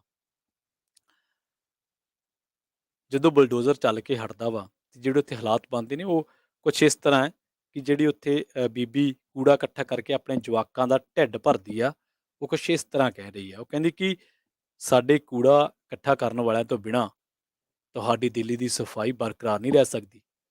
ਤੁਹਾਨੂੰ ਕੂੜੇ ਦੇ ਢੇਰਾਂ ਦੇ ਵਿੱਚ ਰਹਿਣਾ ਪੈਣਾ ਹੈ। ਅਸੀਂ ਤੁਹਾਡੀ ਦਿੱਲੀ ਨੂੰ ਸਾਫ਼ ਰੱਖਦੇ ਹਾਂ ਤੇ ਸਾਨੂੰ ਇਸ ਗੱਲ ਦੀ ਸਜ਼ਾ ਵੀ ਮਿਲਦੀ ਹੈ। ਗੁੱਸੇ ਦੇ ਵਿੱਚ ਆਈ ਦਿੱਲੀ ਦੀ ਜਹਾਂਗੀਰਪੁਰੀ ਆਬਾਦੀ ਦੀ ਵਸਨੀਕ ਮੁਨੀਜ਼ਾ ਬੀਬੀ ਇਹ ਗੱਲਾਂ ਕਰ ਰਹੀ ਹੈ। ਮੁਨੀਜ਼ਾ ਬੀਬੀ ਕੀ ਕਰਦੀ ਹੈ? ਮੁਨੀਜ਼ਾ ਬੀਬੀ ਆਪਣੇ ਖਾਵਨ ਦੇ ਨਾਲ ਰਲ ਕੇ ਕਬਾੜ ਛਾਂਟਦੀ ਹੈ, ਜੋ ਉਹਨਾਂ ਨੂੰ ਆਪਣੇ ਰੇੜੇ ਤੇ ਰਿਹਾਇਸ਼ੀ ਕਲੋਨੀਆਂ ਤੋਂ ਇਕੱਠਾ ਕਰਕੇ ਲਿਆਉਂਦੇ ਆ। ਉਹ ਘਰੇ ਬਹਿ ਕੇ ਕਾਗਜ਼, ਪਲਾਸਟਿਕ ਤੇ ਕੱਚ ਨੂੰ ਵੱਖ ਕਰਦੀ ਹੈ ਤੇ ਇਹਦਾ ਜਿਹੜਾ ਘਰ ਵਾਲਾ ਖਾਵੰਦ ਉਹ ਉਸ ਕਬਾੜ ਨੂੰ ਵੇਚ ਦਿੰਦਾ ਹੈ। ਬਲਡੋਜ਼ਰ ਕਾਰਵਾਈ ਨੇ ਉਹਦੇ ਰੇੜੇ ਨੂੰ ਕੁਚਲ ਦਿੱਤਾ ਹੈ। ਉਹਨਾਂ ਦੇ ਕੋਲ ਕੰਮ ਜਾਰੀ ਰੱਖਣ ਦਾ ਸਾਧਨ ਨਹੀਂ ਰਿਹਾ। ਆਪਣੀ ਮਿਹਨਤ ਦੇ ਨਾਲ ਜਦੋਂ ਉਹ ਮੀਆਂ ਬੀਵੀ ਰਲ ਕੇ ਕੰਮ ਕਰਦੇ ਸੀ ਤਾਂ ਉਹ 12 ਤੋਂ 15 ਕੁ ਹਜ਼ਾਰ ਰੁਪਇਆ ਮਹੀਨਾ ਕਮਾ ਲੈਂਦੇ ਸੀ। ਮਹਾਮਾਰੀ ਕਰਕੇ ਕੋਈ 2 ਸਾਲਾਂ ਤੋਂ ਕੰਮ ਵੀ ਨਹੀਂ ਸੀਗਾ। ਇਸ ਕਰਕੇ ਹੁਣ ਜਿਹੜਾ ਕੰਮਕਾਰ ਥੋੜ੍ਹਾ ਜਿਹਾ ਮੰਦਾ ਪੈ ਗਿਆ ਸੀ। 12,000 ਰੁਪਇਆ ਮਹੀਨਾ ਤੇ ਦਿੱਲੀ ਵਰਗੇ ਮਹਾਨਗਰ ਦੇ ਵਿੱਚ ਪੇਟ ਕਿਵੇਂ ਪਾਲਣਾ ਹੈ, ਇਹ ਉਹੀ ਜਾਣਦਾ ਜਿਹੜਾ ਪਾਲ ਰਿਹਾ। ਆਸੀਆ ਇੱਕ ਵਿਧਵਾ ਬੀਬੀ ਆ। ਉਹ ਕਬਾੜ ਦੀ ਡੀਲਰ ਦੀ ਦੁਕਾਨ ਤੇ ਕੰਮ ਕਰਦੀ ਹੈ ਤੇ ਜਿਹੜਾ ਉਹਨੂੰ ਡੀਲਰ ਪੈਸੇ ਦਿੰਦਾ ਉਹ ਦਿੰਦਾ 250 ਰੁਪਈਆ ਸਾਰੇ ਦਿਨ ਦਾ। ਔਰ ਸਵੇਰੇ ਵਿਚਾਰੀ ਲੱਗ ਜਾਂਦੀ ਕਬਾੜ ਛਾਂਟਣ ਤੇ ਸ਼ਾਮ ਤੱਕ ਛਾਂਟਦੀ ਰਹਿੰਦੀ ਹੈ। ਉਹ ਕਹਿੰਦੀ ਹੁਣ ਜਦੋਂ ਡੀਲਰ ਦੀ ਦੁਕਾਨ ਹੀ ਢਾਤੀ, ਮੈਂ ਕਿੱਥੇ ਜਾਊਂਗੀ? ਕਹਿੰਦੀ ਮੇਰੇ 3 ਧੀਆਂ ਵਾ, ਮੈਂ ਉਹਨਾਂ ਦਾ ਢਿੱਡ ਕਿਵੇਂ ਭਰੂੰਗੀ?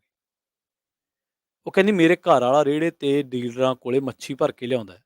ਅਸੀਂ ਮੱਛੀ ਨੂੰ ਧੋਣੇ ਆ, ਸਾਫ਼ ਕਰਦੇ ਆ, ਫਿਰ ਉਹ ਡੀਲਰ ਕੋਲੇ ਵਾਪਸ ਚਲਾ ਜਾਂਦਾ ਹੈ। ਆਪਣੇ ਜਵਾਕਾਂ ਦਾ ਢਿੱਡ ਭਰਨ ਦੇ ਲਈ ਅਸੀਂ ਦੋਨੇ ਜਾਣੇ 400 ਤੋਂ ਲੈ ਕੇ 500 ਰੁਪਈਆ ਰੋਜ਼ਾਨਾ ਕਮਾਉਣੇ ਆ, ਔਰ ਬੜੀ ਹੱਡ ਭੰਨਵੀਂ ਮਿਹਨਤ ਦੇ ਨਾਲ। ਤੇ ਉਹ ਕਹਿੰਦੀ ਕਿ ਸਰਕਾਰ ਨੇ ਸਾਡੀ ਗੱਡੀ ਤੇ ਸਾਡੇ 2 ਡਰਮਾਂ ਤੇ ਬਲਡੋਜ਼ਰ ਚਲਾ ਦਿੱਤਾ ਹੈ, ਜਿਹੜੇ ਅਸੀਂ ਮੱਛੀਆਂ ਧੋਣ ਦੇ ਲਈ ਵਰਤਦੇ ਸਾਂ। ਕੁਝ ਵੀ ਨਹੀਂ ਬਚਿਆ। ਹੁਣ ਨਾ ਗੱਡੀ ਬਚੀ ਹੈ ਤੇ ਨਾ ਡਰਮ ਤੇ ਨਾ ਖਰੀਦਣ ਦੀ ਕੋਈ ਬਚਤ ਹੀ ਹੈ।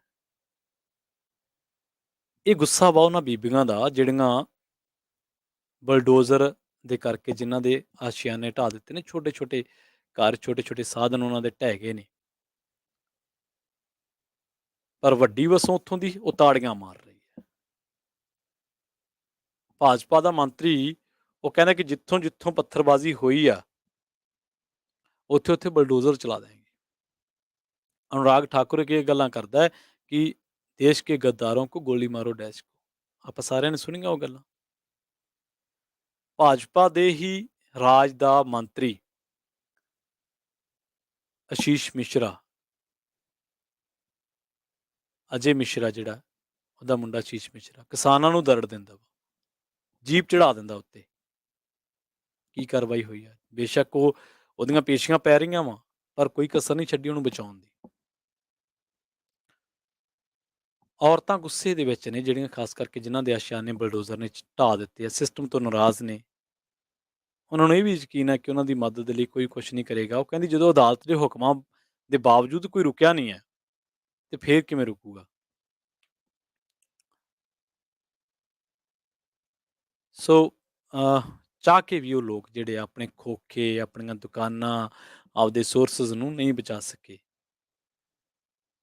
ਇੱਥੇ ਦੱਸਣਾ ਬਣਦਾ ਕਿ 20 ਅਪ੍ਰੈਲ ਦੀ ਗੱਲ ਹੈ, ਜਦੋਂ ਭਾਰਤੀ ਜਨਤਾ ਪਾਰਟੀ ਦੇ ਅਧੀਨ ਆਉਂਦੀ ਉੱਤਰੀ ਦਿੱਲੀ ਮਿਊਨਿਸਪਲ ਕਾਰਪੋਰੇਸ਼ਨ ਨੇ ਜਹਾਂਗੀਰਪੁਰੀ ਦੇ ਵਿੱਚ ਅਣਅਧਿਕਾਰਤ ਢਾਂਚਿਆਂ ਨੂੰ ਢਾਉਣ ਦੀ ਮੁਹਿੰਮ ਜਿਹੜੀ ਉਹ ਸ਼ੁਰੂ ਕੀਤੀ ਸੀ।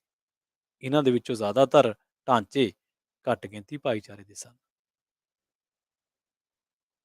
ਢਾਉਣ ਦੀ ਇਹ ਮੁਹਿੰਮ ਜਹਾਂਗੀਰਪੁਰੀ ਦੇ ਵਿੱਚ ਫਿਰਕੂ ਤਣਾਅ ਤੇ ਫਿਰਕਿਆਂ ਦੇ ਦਰਮਿਆਨ ਹੋਈ ਪੱਥਰਬਾਜ਼ੀ ਤੋਂ ਪੂਰੇ 4 ਦਿਨਾਂ ਬਾਅਦ ਸ਼ੁਰੂ ਹੋਈ।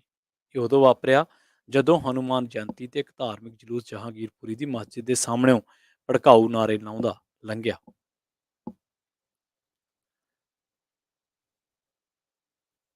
ਜਹਾਂਗੀਰਪੁਰੀ ਜਿਹੜਾ ਇਲਾਕਾ ਵਾ, ਨਾ ਤਾਂ ਉਹ ਆਪਸਫਾ ਦੇ ਅਧੀਨ ਹੈ ਤੇ ਨਾ ਹੀ ਅਣਅਧਿਕਾਰਤ ਕਲੋਨੀ ਹੈ। ਇੱਕ ਪੁਨਰਵਾਸ ਕਲੋਨੀ ਹੈ। ਪੁਨਰਵਾਸ ਕਲੋਨੀ ਕੀ ਹੁੰਦੀ ਹੈ? 1975-76 ਦੇ ਵਿੱਚ ਦਿੱਲੀ ਦੇ ਵੱਖ-ਵੱਖ ਖੇਤਰਾਂ ਤੋਂ ਝੁੱਗੀ ਝੌਂਪੜੀਆਂ ਦੇ ਵਿੱਚ ਰਹਿਣ ਵਾਲੇ ਸ਼ਹਿਰ ਦੇ ਗਰੀਬ ਗੁਰਬਿਆਂ ਨੂੰ ਮੁੜ ਵਸੇਬੇ ਦੇ ਲਈ ਲਿਆ ਕੇ ਵਸਾਈ ਗਈ ਸੀ। ਦਿੱਲੀ ਦੇ ਵਿੱਚ ਮੁੜ ਵਸੇਬੇ ਦਾ ਸੰਕਲਪ ਸਰਕਾਰ ਨੇ 1960ਵਿਆਂ ਦੇ ਵਿੱਚ ਸ਼ੁਰੂ ਕੀਤਾ ਸੀ। ਜਿਹੜੇ ਝੁੱਗੀਆਂ ਅੰਦਰ ਸ਼ਹਿਰਾਂ ਦੇ ਵਿੱਚ ਰਹਿੰਦੇ ਆ ਗਰੀਬ ਮਜ਼ਦੂਰ, ਉਹਨਾਂ ਨੂੰ ਦੂਰੋਂ ਲਿਆ ਕੇ ਉਜਾੜ ਕੇ ਇਹ ਪੁਨਰਵਾਸ ਕਲੋਨੀਆਂ ਦੇ ਵਿੱਚ ਭੇਜਿਆ ਗਿਆ ਸੀ। ਡੀਡੀਏ ਦਾ ਰਿਕਾਰਡ ਇਹ ਗੱਲ ਕਹਿੰਦਾ ਕਿ ਇਸ ਸਮੇਂ ਦਿੱਲੀ ਦੇ ਵਿੱਚ 80 ਤੋਂ ਵੱਧ ਪੁਨਰਵਾਸ ਕਲੋਨੀਆਂ। ਜਦੋਂ ਬਲਡੋਜ਼ਰ ਲਿਆਂਦਾ ਗਿਆ ਜਹਾਂਗੀਰਪੁਰੀ ਦੇ ਵਿੱਚ, ਤਾਂ ਲੋਕਾਂ ਨੂੰ ਕੁਝ ਘੰਟੇ ਪਹਿਲਾਂ ਹੀ ਦੱਸਿਆ ਗਿਆ। ਆਪਣੇ ਕਾਗਜ਼ ਦਿਖਾਉਣ ਦਾ ਦਾਅਵਾ ਪੇਸ਼ ਕਰਨ ਦਾ ਮੌਕਾ ਦਿੱਤਾ ਗਿਆ ਤੇ ਨਾ ਹੀ ਦਿੱਤਾ ਗਿਆ। ਪਹਿਲਾਂ ਕਿਹਾ ਗਿਆ ਕਿ ਤੁਹਾਡੇ ਕਾਗਜ਼ ਵੇਖੇ ਜਾਣਗੇ ਤੇ ਜਾਂ ਆਪਣਾ ਦਾਅਵਾ ਕਰੋ। ਬਲਡੋਜ਼ਰਾਂ ਦੀ ਮੁਹਿੰਮ ਨੂੰ ਟੈਲੀਵਿਜ਼ਨ ਤੇ ਪ੍ਰਸਾਰਿਤ ਕੀਤਾ ਗਿਆ। ਕਿਉਂ? ਟੈਲੀਵਿਜ਼ਨ ਤੇ ਤਾਂ ਖਬਰਾਂ ਚੱਲਦੀਆਂ ਨਾ, ਬਲਡੋਜ਼ਰ ਮੁਹਿੰਮ ਥੋੜ੍ਹਾ ਚੱਲਦੀ ਹੈ, ਪਰ ਇਹ ਚਲਾਈ ਕਿਉਂਕਿ ਬਹੁ ਗਿਣਤੀ ਫਿਰਕੇ ਦੇ ਵਿੱਚ ਖੁਸ਼ੀ ਦਾ ਮਾਹੌਲ ਪੈਦਾ ਕੀਤਾ ਜਾ ਸਕੇ। ਜਹਾਂਗੀਰਪੁਰੀ ਦੇ ਜਿਹੜੇ ਬਜ਼ੁਰਗ ਆ ਉਹ ਦੱਸਦੇ ਆ ਵੀ 1970ਵਿਆਂ ਦੇ ਵਿੱਚ ਪੱਛਮੀ ਬੰਗਾਲ ਤੋਂ ਪ੍ਰਵਾਸ ਕਰਕੇ ਉਹ ਇੱਥੇ ਆਏ ਸਨ। ਪ੍ਰਵਾਸ ਦਾ ਸਬੱਬ ਸੂਬੇ ਦੇ ਵਿੱਚ ਅੰਨ ਦੀ ਤੋੜ ਤੇ ਭੁੱਖਮਰੀ ਦੇ ਹਾਲਾਤ ਸੀਗੇ। ਇਹਨਾਂ ਪ੍ਰਵਾਸੀਆਂ ਦੇ ਵਿੱਚ ਜ਼ਿਆਦਾਤਰ ਮੁਸਲਮਾਨ ਮਿਦਨਾਪੁਰ, ਹਲਦੀਆ, ਮੁਰਸ਼ਿਦਾਬਾਦ ਤੇ 24 ਪਰਗਨਾ ਜ਼ਿਲ੍ਹਿਆਂ ਦੇ ਨਾਲ ਸੰਬੰਧਿਤ ਸਨ। ਇਹ ਪ੍ਰਵਾਸੀ ਯਮੁਨਾ ਕੰਢੇ ਝੁੱਗੀਆਂ ਪਾ ਕੇ ਰਹਿਣ ਲੱਗ ਪਏ। 1970 ਦੀ ਗੱਲ ਆ ਜਦੋਂ ਸਰਕਾਰ ਉਹਨਾਂ ਨੂੰ ਪੁਨਰਵਾਸ ਦੀ ਪੇਸ਼ਕਸ਼ ਕਰਦੀ ਹੈ ਤੇ ਜਿਹਦੇ ਤਹਿਤ ਜਿਹੜੇ ਲੋਕ ਨਸਬੰਦੀ ਮੁਹਿੰਮ ਦੇ ਵਿੱਚ ਹਿੱਸਾ ਲੈਣ ਦੇ ਲਈ ਸਹਿਮਤ ਹੋਏ, ਉਹਨਾਂ ਨੂੰ ਜਹਾਂਗੀਰਪੁਰੀ ਤੇ ਕੁਝ ਹੋਰ ਪੁਨਰਵਾਸ ਕਲੋਨੀਆਂ ਦੇ ਵਿੱਚ ਮਕਾਨ ਜਿਹੜੇ ਆ ਅਲਾਟ ਕਰ ਦਿੱਤੇ ਗਏ। ਜਹਾਂਗੀਰਪੁਰੀ ਦੇ ਸੀ ਤੇ ਡੀ ਬਲਾਕ, ਜਿੱਥੇ ਪ੍ਰਵਾਸੀ ਤੇ ਇਹਨਾਂ ਦੀਆਂ ਅਗਲੀਆਂ ਪੁਸ਼ਤਾਂ ਰਹਿੰਦੀਆਂ, ਉਹਨੂੰ ਸਥਾਨਕ ਲੋਕ ਅਕਸਰ ਬੰਗਲਾਦੇਸ਼ੀ ਕਲੋਨੀ ਕਹਿੰਦੇ ਆ। ਜ਼ਿਆਦਾਤਰ ਕਬਾੜ, ਕੂੜਾ ਕਰਕਟ ਤੇ ਰਹਿੰਦ ਖੂੰਹਦ ਨੂੰ ਰਿਸਾਈਕਲ ਕਰਨ ਦੇ ਕਿੱਤੇ ਦੇ ਵਿੱਚ ਨੇ। ਕੋਈ ਖੋਖਾ ਵੀ ਲਾਉਂਦਾ, ਕੋਈ ਰੇਹੜੀ ਵੀ ਲਾਉਂਦਾ ਹੋਣਾ, ਕੋਈ ਛੋਟਾ ਦੁਕਾਨਦਾਰ ਹੈ ਤੇ ਕੋਈ ਕਬਾੜਗੇ ਦੀ ਦੁਕਾਨ ਕਰਦਾ। ਇਹ ਨੌਕਰੀ ਪੇਸ਼ਾ ਨਹੀਂ ਹੈ। ਇਹ ਜ਼ਿਆਦਾਤਰ ਉਹ ਲੋਕ ਨੇ ਜਿਹੜੇ ਸਵੈ ਰੁਜ਼ਗਾਰ ਸ਼ੁਦਾ ਨੇ, ਮਜ਼ਦੂਰ ਨੇ। ਪਰ ਜਹਾਂਗੀਰਪੁਰੀ ਦੇ ਵਿੱਚ ਜਿਹੜੀਆਂ ਘਟਨਾਵਾਂ ਵਾਪਰੀਆਂ, ਇਹਨਾਂ ਦੇ ਸਿਲਸਿਲੇ ਦੇ ਵਿੱਚ ਫਿਕਰ ਕਰਨ ਵਾਲੀਆਂ ਬਹੁਤ ਸਾਰੀਆਂ ਗੱਲਾਂ ਨੇ। ਘੱਟ ਗਿਣਤੀ ਭਾਈਚਾਰੇ ਨੂੰ ਨਿਸ਼ਾਨਾ ਬਣਾਉਣ ਵਾਲੇ ਜਿਹੜੇ ਧਾਰਮਿਕ ਜਲੂਸ ਹੈ, ਉਸੇ ਦੌਰਾਨ ਜਿਹੜੀ ਹਿੰਸਾ ਹੋਈ ਹੈ, ਉਹਨੂੰ ਇਹ ਦੇਖਿਆ ਗਿਆ ਕਿ ਬਦਲੇ ਵਜੋਂ ਘਰਾਂ ਨੂੰ ਢਾਉਣ ਬਾਰੇ ਖੁੱਲ੍ਹੀਆਂ ਧਮਕੀਆਂ, ਵਸਨੀਕਾਂ ਨੂੰ ਬੰਗਲਾਦੇਸ਼ੀ ਰੋਹਿੰਗਿਆ ਕਿਹਾ ਗਿਆ, ਘੁਸਪੈਠੀਆ ਕਿਹਾ ਗਿਆ ਤੇ ਭੰਡਿਆ ਗਿਆ।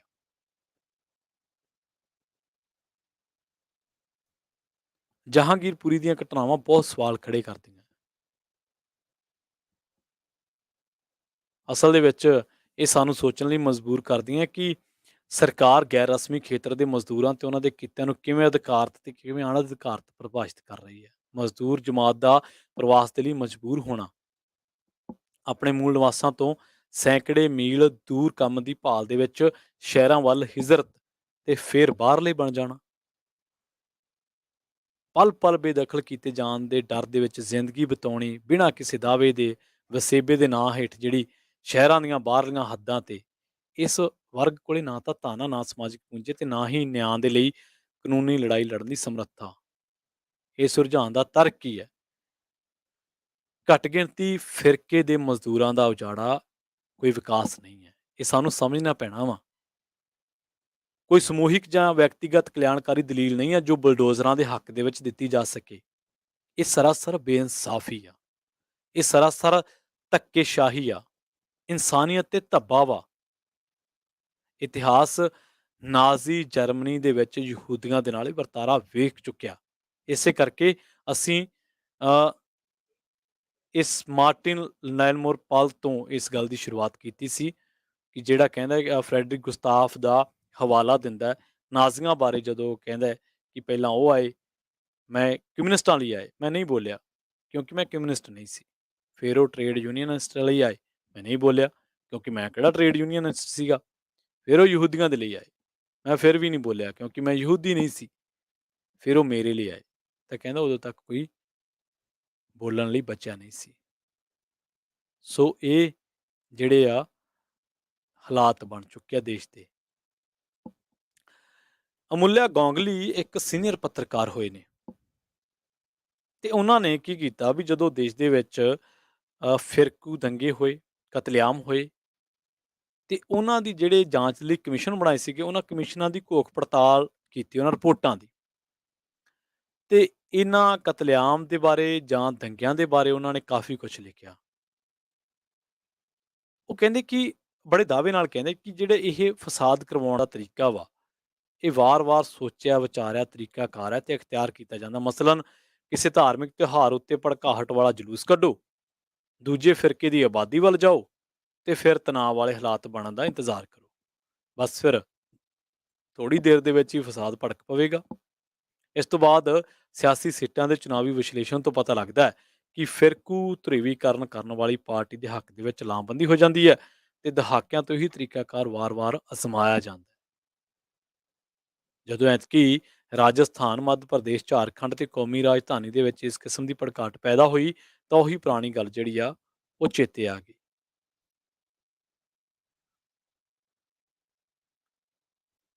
ਤੇ ਇਸ ਤੋਂ ਬਾਅਦ ਜੇ ਆਪਾਂ ਗੱਲ ਕਰੀਏ, ਸਵਾਲ ਜਿਉਂ ਦਾ ਤਿਉਂ ਹੈ ਕਿ ਆਖਿਰ ਇਹ ਕੀਤਾ ਕਿਉਂ ਜਾਂਦਾ। ਰਾਮ ਨੌਮੀ, ਹਨੂੰਮਾਨ ਜਯੰਤੀ ਮੌਕੇ ਜਿਹੜੇ ਮੁਸਲਮਾਨ ਆਬਾਦੀ ਦੇ ਇਲਾਕੇ ਸੀਗੇ ਉੱਥੇ ਜਲੂਸ ਕੱਢੇ ਗਏ, ਫਿਰਕੂ ਫਸਾਦ ਭੜਕਾਏ ਗਏ ਤੇ ਜਦੋਂ ਪੂਰਾ ਰਾਜਸੀ ਤੰਤਰ ਧਰੁਵੀਕਰਨ ਦਾ ਸ਼ਿਕਾਰ ਬਣਿਆ ਹੋਵੇ ਤਾਂ ਅਜਿਹੇ ਮਾਹੌਲ ਦੇ ਵਿੱਚ ਲੋਕਾਂ ਨੇ ਝੱਟ ਪਤਾ ਲਾ ਲਿਆ ਕਿ ਫਸਾਦ ਦਾ ਸਿਆਸੀ ਮਨੋਰਥ ਕੀ ਹੈ, ਕਿਉਂਕਿ ਫੌਰੀ ਸਿਆਸੀ ਉਕਸਾਹਟ ਪੈਦਾ ਹੋਈ ਕਿ ਫਿਰਕੂ ਧਰੁਵੀਕਰਨ ਦਾ ਲਾਹਾ ਉਠਾਉਣ ਵਾਲੀਆਂ ਧਿਰਾਂ ਨੂੰ ਮੁਲਕ ਭਰ ਦੇ ਵਿੱਚ ਆਪਣੇ ਦਬਦਬੇ ਦੇ ਕਮਜ਼ੋਰ ਪੈਣ ਬਾਰੇ ਕੋਈ ਖਤਰਾ ਭਾਸ ਰਿਹਾ ਸੀ। ਕੀ ਉਹ ਮਹਿਸੂਸ ਕਰ ਰਹੀਆਂ ਕਿ 2024 ਦੀਆਂ ਜਿਹੜੀਆਂ ਚੋਣਾਂ ਹੋਣੀਆਂ ਵਾ ਉਸ ਤੋਂ ਪਹਿਲਾਂ ਉਹਨਾਂ ਦੀ ਸਿਆਸੀ ਪਕੜ ਢਿੱਲੀ ਪੈ ਰਹੀ ਹੈ? ਕੀ ਇਹ ਪੱਛਮੀ ਬੰਗਾਲ ਅਤੇ ਪੰਜਾਬ ਦੇ ਵਿੱਚ ਲੱਗੇ ਚੋਣ ਝਟਕਿਆਂ ਦਾ ਪ੍ਰਤੀਕਰਮ ਹੈ? ਨਹੀਂ, ਇੰਜ ਨਹੀਂ ਹੋਣਾ ਚਾਹੀਦਾ। ਜਿਵੇਂ ਹਾਲੀਆ ਵਿਧਾਨ ਸਭਾ ਚੋਣਾਂ ਉੱਤਰ ਪ੍ਰਦੇਸ਼ ਦੇ ਵਿੱਚ ਭਾਰਤੀ ਜਨਤਾ ਪਾਰਟੀ ਨੇ ਰਿਕਾਰਡ ਤੋੜ ਜਿੱਤ ਪ੍ਰਾਪਤ ਕੀਤੀ ਹੈ ਤੇ ਉੱਤਰਾਖੰਡ, ਮਣੀਪੁਰ ਤੇ ਗੋਆ ਦੇ ਵਿੱਚ ਜਿਵੇਂ ਸੱਤਾ ਹਾਸਲ ਕੀਤੀ ਹੈ, ਉੱਤਰ ਪ੍ਰਦੇਸ਼ ਦੇ ਵਿੱਚ ਵੀ ਜਿਵੇਂ ਉਹਨਾਂ ਨੇ ਧਾਰਮਿਕ ਜਨੂੰਨ ਭੜਕਾ ਕੇ ਨਹੀਂ, ਸਗੋਂ ਉਹਨਾਂ ਨੇ ਜਾਤੀਆਂ ਤੇ ਗਣਿਤ ਦਾ ਲਾਜਵਾਬ ਫਾਰਮੂਲਾ ਅਪਣਾ ਕੇ ਜਿੱਤ ਪ੍ਰਾਪਤ ਕੀਤੀ। ਸੋ ਆਪਣੇ ਨਾਲ ਕਾਲਰ ਜੁੜੇ ਨੇ, ਇਹ ਗੱਲਾਂ ਬਾਤਾਂ ਚੱਲਦੀਆਂ ਰਹਿਣੀਆਂ ਨੇ। ਜਸਪਾਲ ਸਿੰਘ ਜੀ ਸਾਡੇ ਨਾਲ ਜੁੜੇ ਨੇ, ਆਓ ਸੁਣਦੇ ਹਾਂ ਕੀ ਕਹਿਣਾ ਚਾਹੁੰਦੇ ਨੇ। ਸਤਿ ਸ਼੍ਰੀ ਅਕਾਲ ਜਸਪਾਲ ਜੀ। ਸਤਿ ਸ਼੍ਰੀ ਅਕਾਲ ਜੀ। ਹਾਂਜੀ, ਸਤਿ ਸ਼੍ਰੀ ਅਕਾਲ ਜੀ ਪ੍ਰਵੀਨ ਜੀ। ਹਾਂਜੀ, ਜਿਹੜੀ ਤੁਸੀਂ ਗੱਲ ਕਰਦੇ ਹੋ ਇਹ ਮਤਲਬ ਸਿਆਸਤ ਦੀ, ਇਹ ਮਤਲਬ ਇਕੱਲੇ ਇੱਕ ਦੇਸ਼ 'ਚ ਨਹੀਂ, ਮਤਲਬ ਤੁਸੀਂ ਇਹ ਦੇਖੋ ਵੀ ਵਰਲਡ ਦੇ ਵਿੱਚ ਜੀ ਬਹੁਤ ਸਾਰੇ ਕੰਟਰੀ ਦੇ ਵਿੱਚ ਅੱਜ ਤੋਂ 40 ਕੁ ਸਾਲ ਪਹਿਲਾਂ ਜਿਹਨੂੰ ਆਪਾਂ ਪੋਲੀਟਿਕਸ ਕਹਿੰਦੇ ਸੀ ਨਾ, ਪੋਲੀਟਿਕਸ, ਹਾਂਜੀ ਹਾਂਜੀ, ਉਹ ਹੁਣ ਬੁਲੀਟਿਕਸ ਬਣ ਗਈ ਹੈ। ਜਿੰਨੇ ਵੀ ਮਤਲਬ ਸ਼ਰੇਆਮ ਮਤਲਬ ਜਿਨ੍ਹਾਂ ਦੇ ਹੱਥ ਦੇ ਵਿੱਚ ਮੈਜੋਰਟੀ ਹੈ ਜਾਂ ਤਾਕਤ ਆ ਜਾਂਦੀ ਹੈ, ਫਿਰ ਉਹ ਜਿਹੜੇ ਮਤਲਬ ਘੱਟ ਗਿਣਤੀ ਹੈ ਜਾਂ ਜਿਨ੍ਹਾਂ ਨੂੰ ਉਹ ਦਬਾਉਣਾ ਚਾਹੁੰਦੇ ਨੇ, ਫਿਰ ਉਹਨਾਂ ਨੂੰ ਸ਼ਰੇਆਮ ਮਤਲਬ ਬੁਲੀ ਕੀਤਾ ਜਾਂਦਾ ਤੇ ਉਹਦੇ ਲਈ ਮਤਲਬ ਖੜਨ ਲਈ ਮਤਲਬ ਬਹੁਤ ਲੋਕ, ਕਈਆਂ ਨੂੰ ਪਤਾ ਹੀ ਨਹੀਂ ਲੱਗਦਾ ਤੇ ਬਹੁਤ ਟਾਈਮ ਲੰਘ ਜਾਂਦਾ ਵੀ ਉਹ ਉਹਦੇ ਬਾਰੇ ਸੋਚ ਹੀ ਨਹੀਂ ਸਕਦੇ ਹੈਗੇ। ਜੀ ਜੀ ਜੀ, ਨੈਰੇਟਿਵ ਰੀਡ ਨਹੀਂ ਨਾ ਕਰਨੇ ਹੁੰਦੇ ਜੀ, ਨੈਰੇਟਿਵ ਰੀਡ ਨਹੀਂ ਕਰਨੇ ਹੁੰਦੇ ਸਰ। ਨਾ ਉਹਨਾਂ ਨੂੰ ਉਸ ਪਾਸੇ ਨੂੰ ਤੁਰਨ ਦਿੱਤਾ ਜਾਂਦਾ, ਅਰਝਾ ਦਿੱਤਾ ਜਾਂਦਾ ਰੋਟੀ ਦੇ ਮਸਲੇ 'ਚ। ਬਹੁਤਿਆਂ ਨੂੰ ਮਤਲਬ ਗਰੀਬੀ ਦੇ ਵਿੱਚ ਆਪਣੀ ਰਹਿਣ ਦੀ ਜਗ੍ਹਾ ਹੀ ਨਹੀਂ ਮਿਲਦੀ, ਬੇਘਰ ਹੋਏ ਲੋਕ ਤੁਰੇ ਫਿਰੀ ਜਾਂਦੇ ਨੇ ਤੇ ਇਸ ਚੱਕਰ ਦੇ ਵਿੱਚ ਇਹ ਹੁਣ ਤਕਰੀਬਨ ਇਹ ਦੇਖੋ ਵੀ ਸਾਡੇ ਵੀ ਇੱਥੇ ਵੀ ਮਤਲਬ ਕਾਫੀ ਹੱਦ ਤੱਕ ਇਹ ਬੁਲੀਟਿਕਸ ਆ ਚੁੱਕੀ ਹੈ ਪਿਛਲੇ ਕੁਝ ਸਾਲਾਂ ਤੋਂ। ਸ਼ਰੇਆਮ ਮਤਲਬ ਵੱਡੇ ਵੱਡੇ ਲੀਡਰਾਂ ਨੂੰ ਵੀ ਬੁਲੀ ਕਰ ਲਿਆ ਜਾਂਦਾ ਤੇ ਹੁਣ ਆਪਾਂ ਨੂੰ ਤੁਸੀਂ ਜਾਣਦੇ ਹੋ, ਆਪਾਂ ਚਲੋ ਸਿੱਧਾ ਨਾਂ ਨਹੀਂ ਲਵਾਂਗੇ, ਤੇ ਸ਼ਰੇਆਮ ਬੁਲੀ ਕਰਕੇ ਲੋਕਾਂ ਨੂੰ ਦਬਕਾ ਲਿਆ ਜਾਂਦਾ।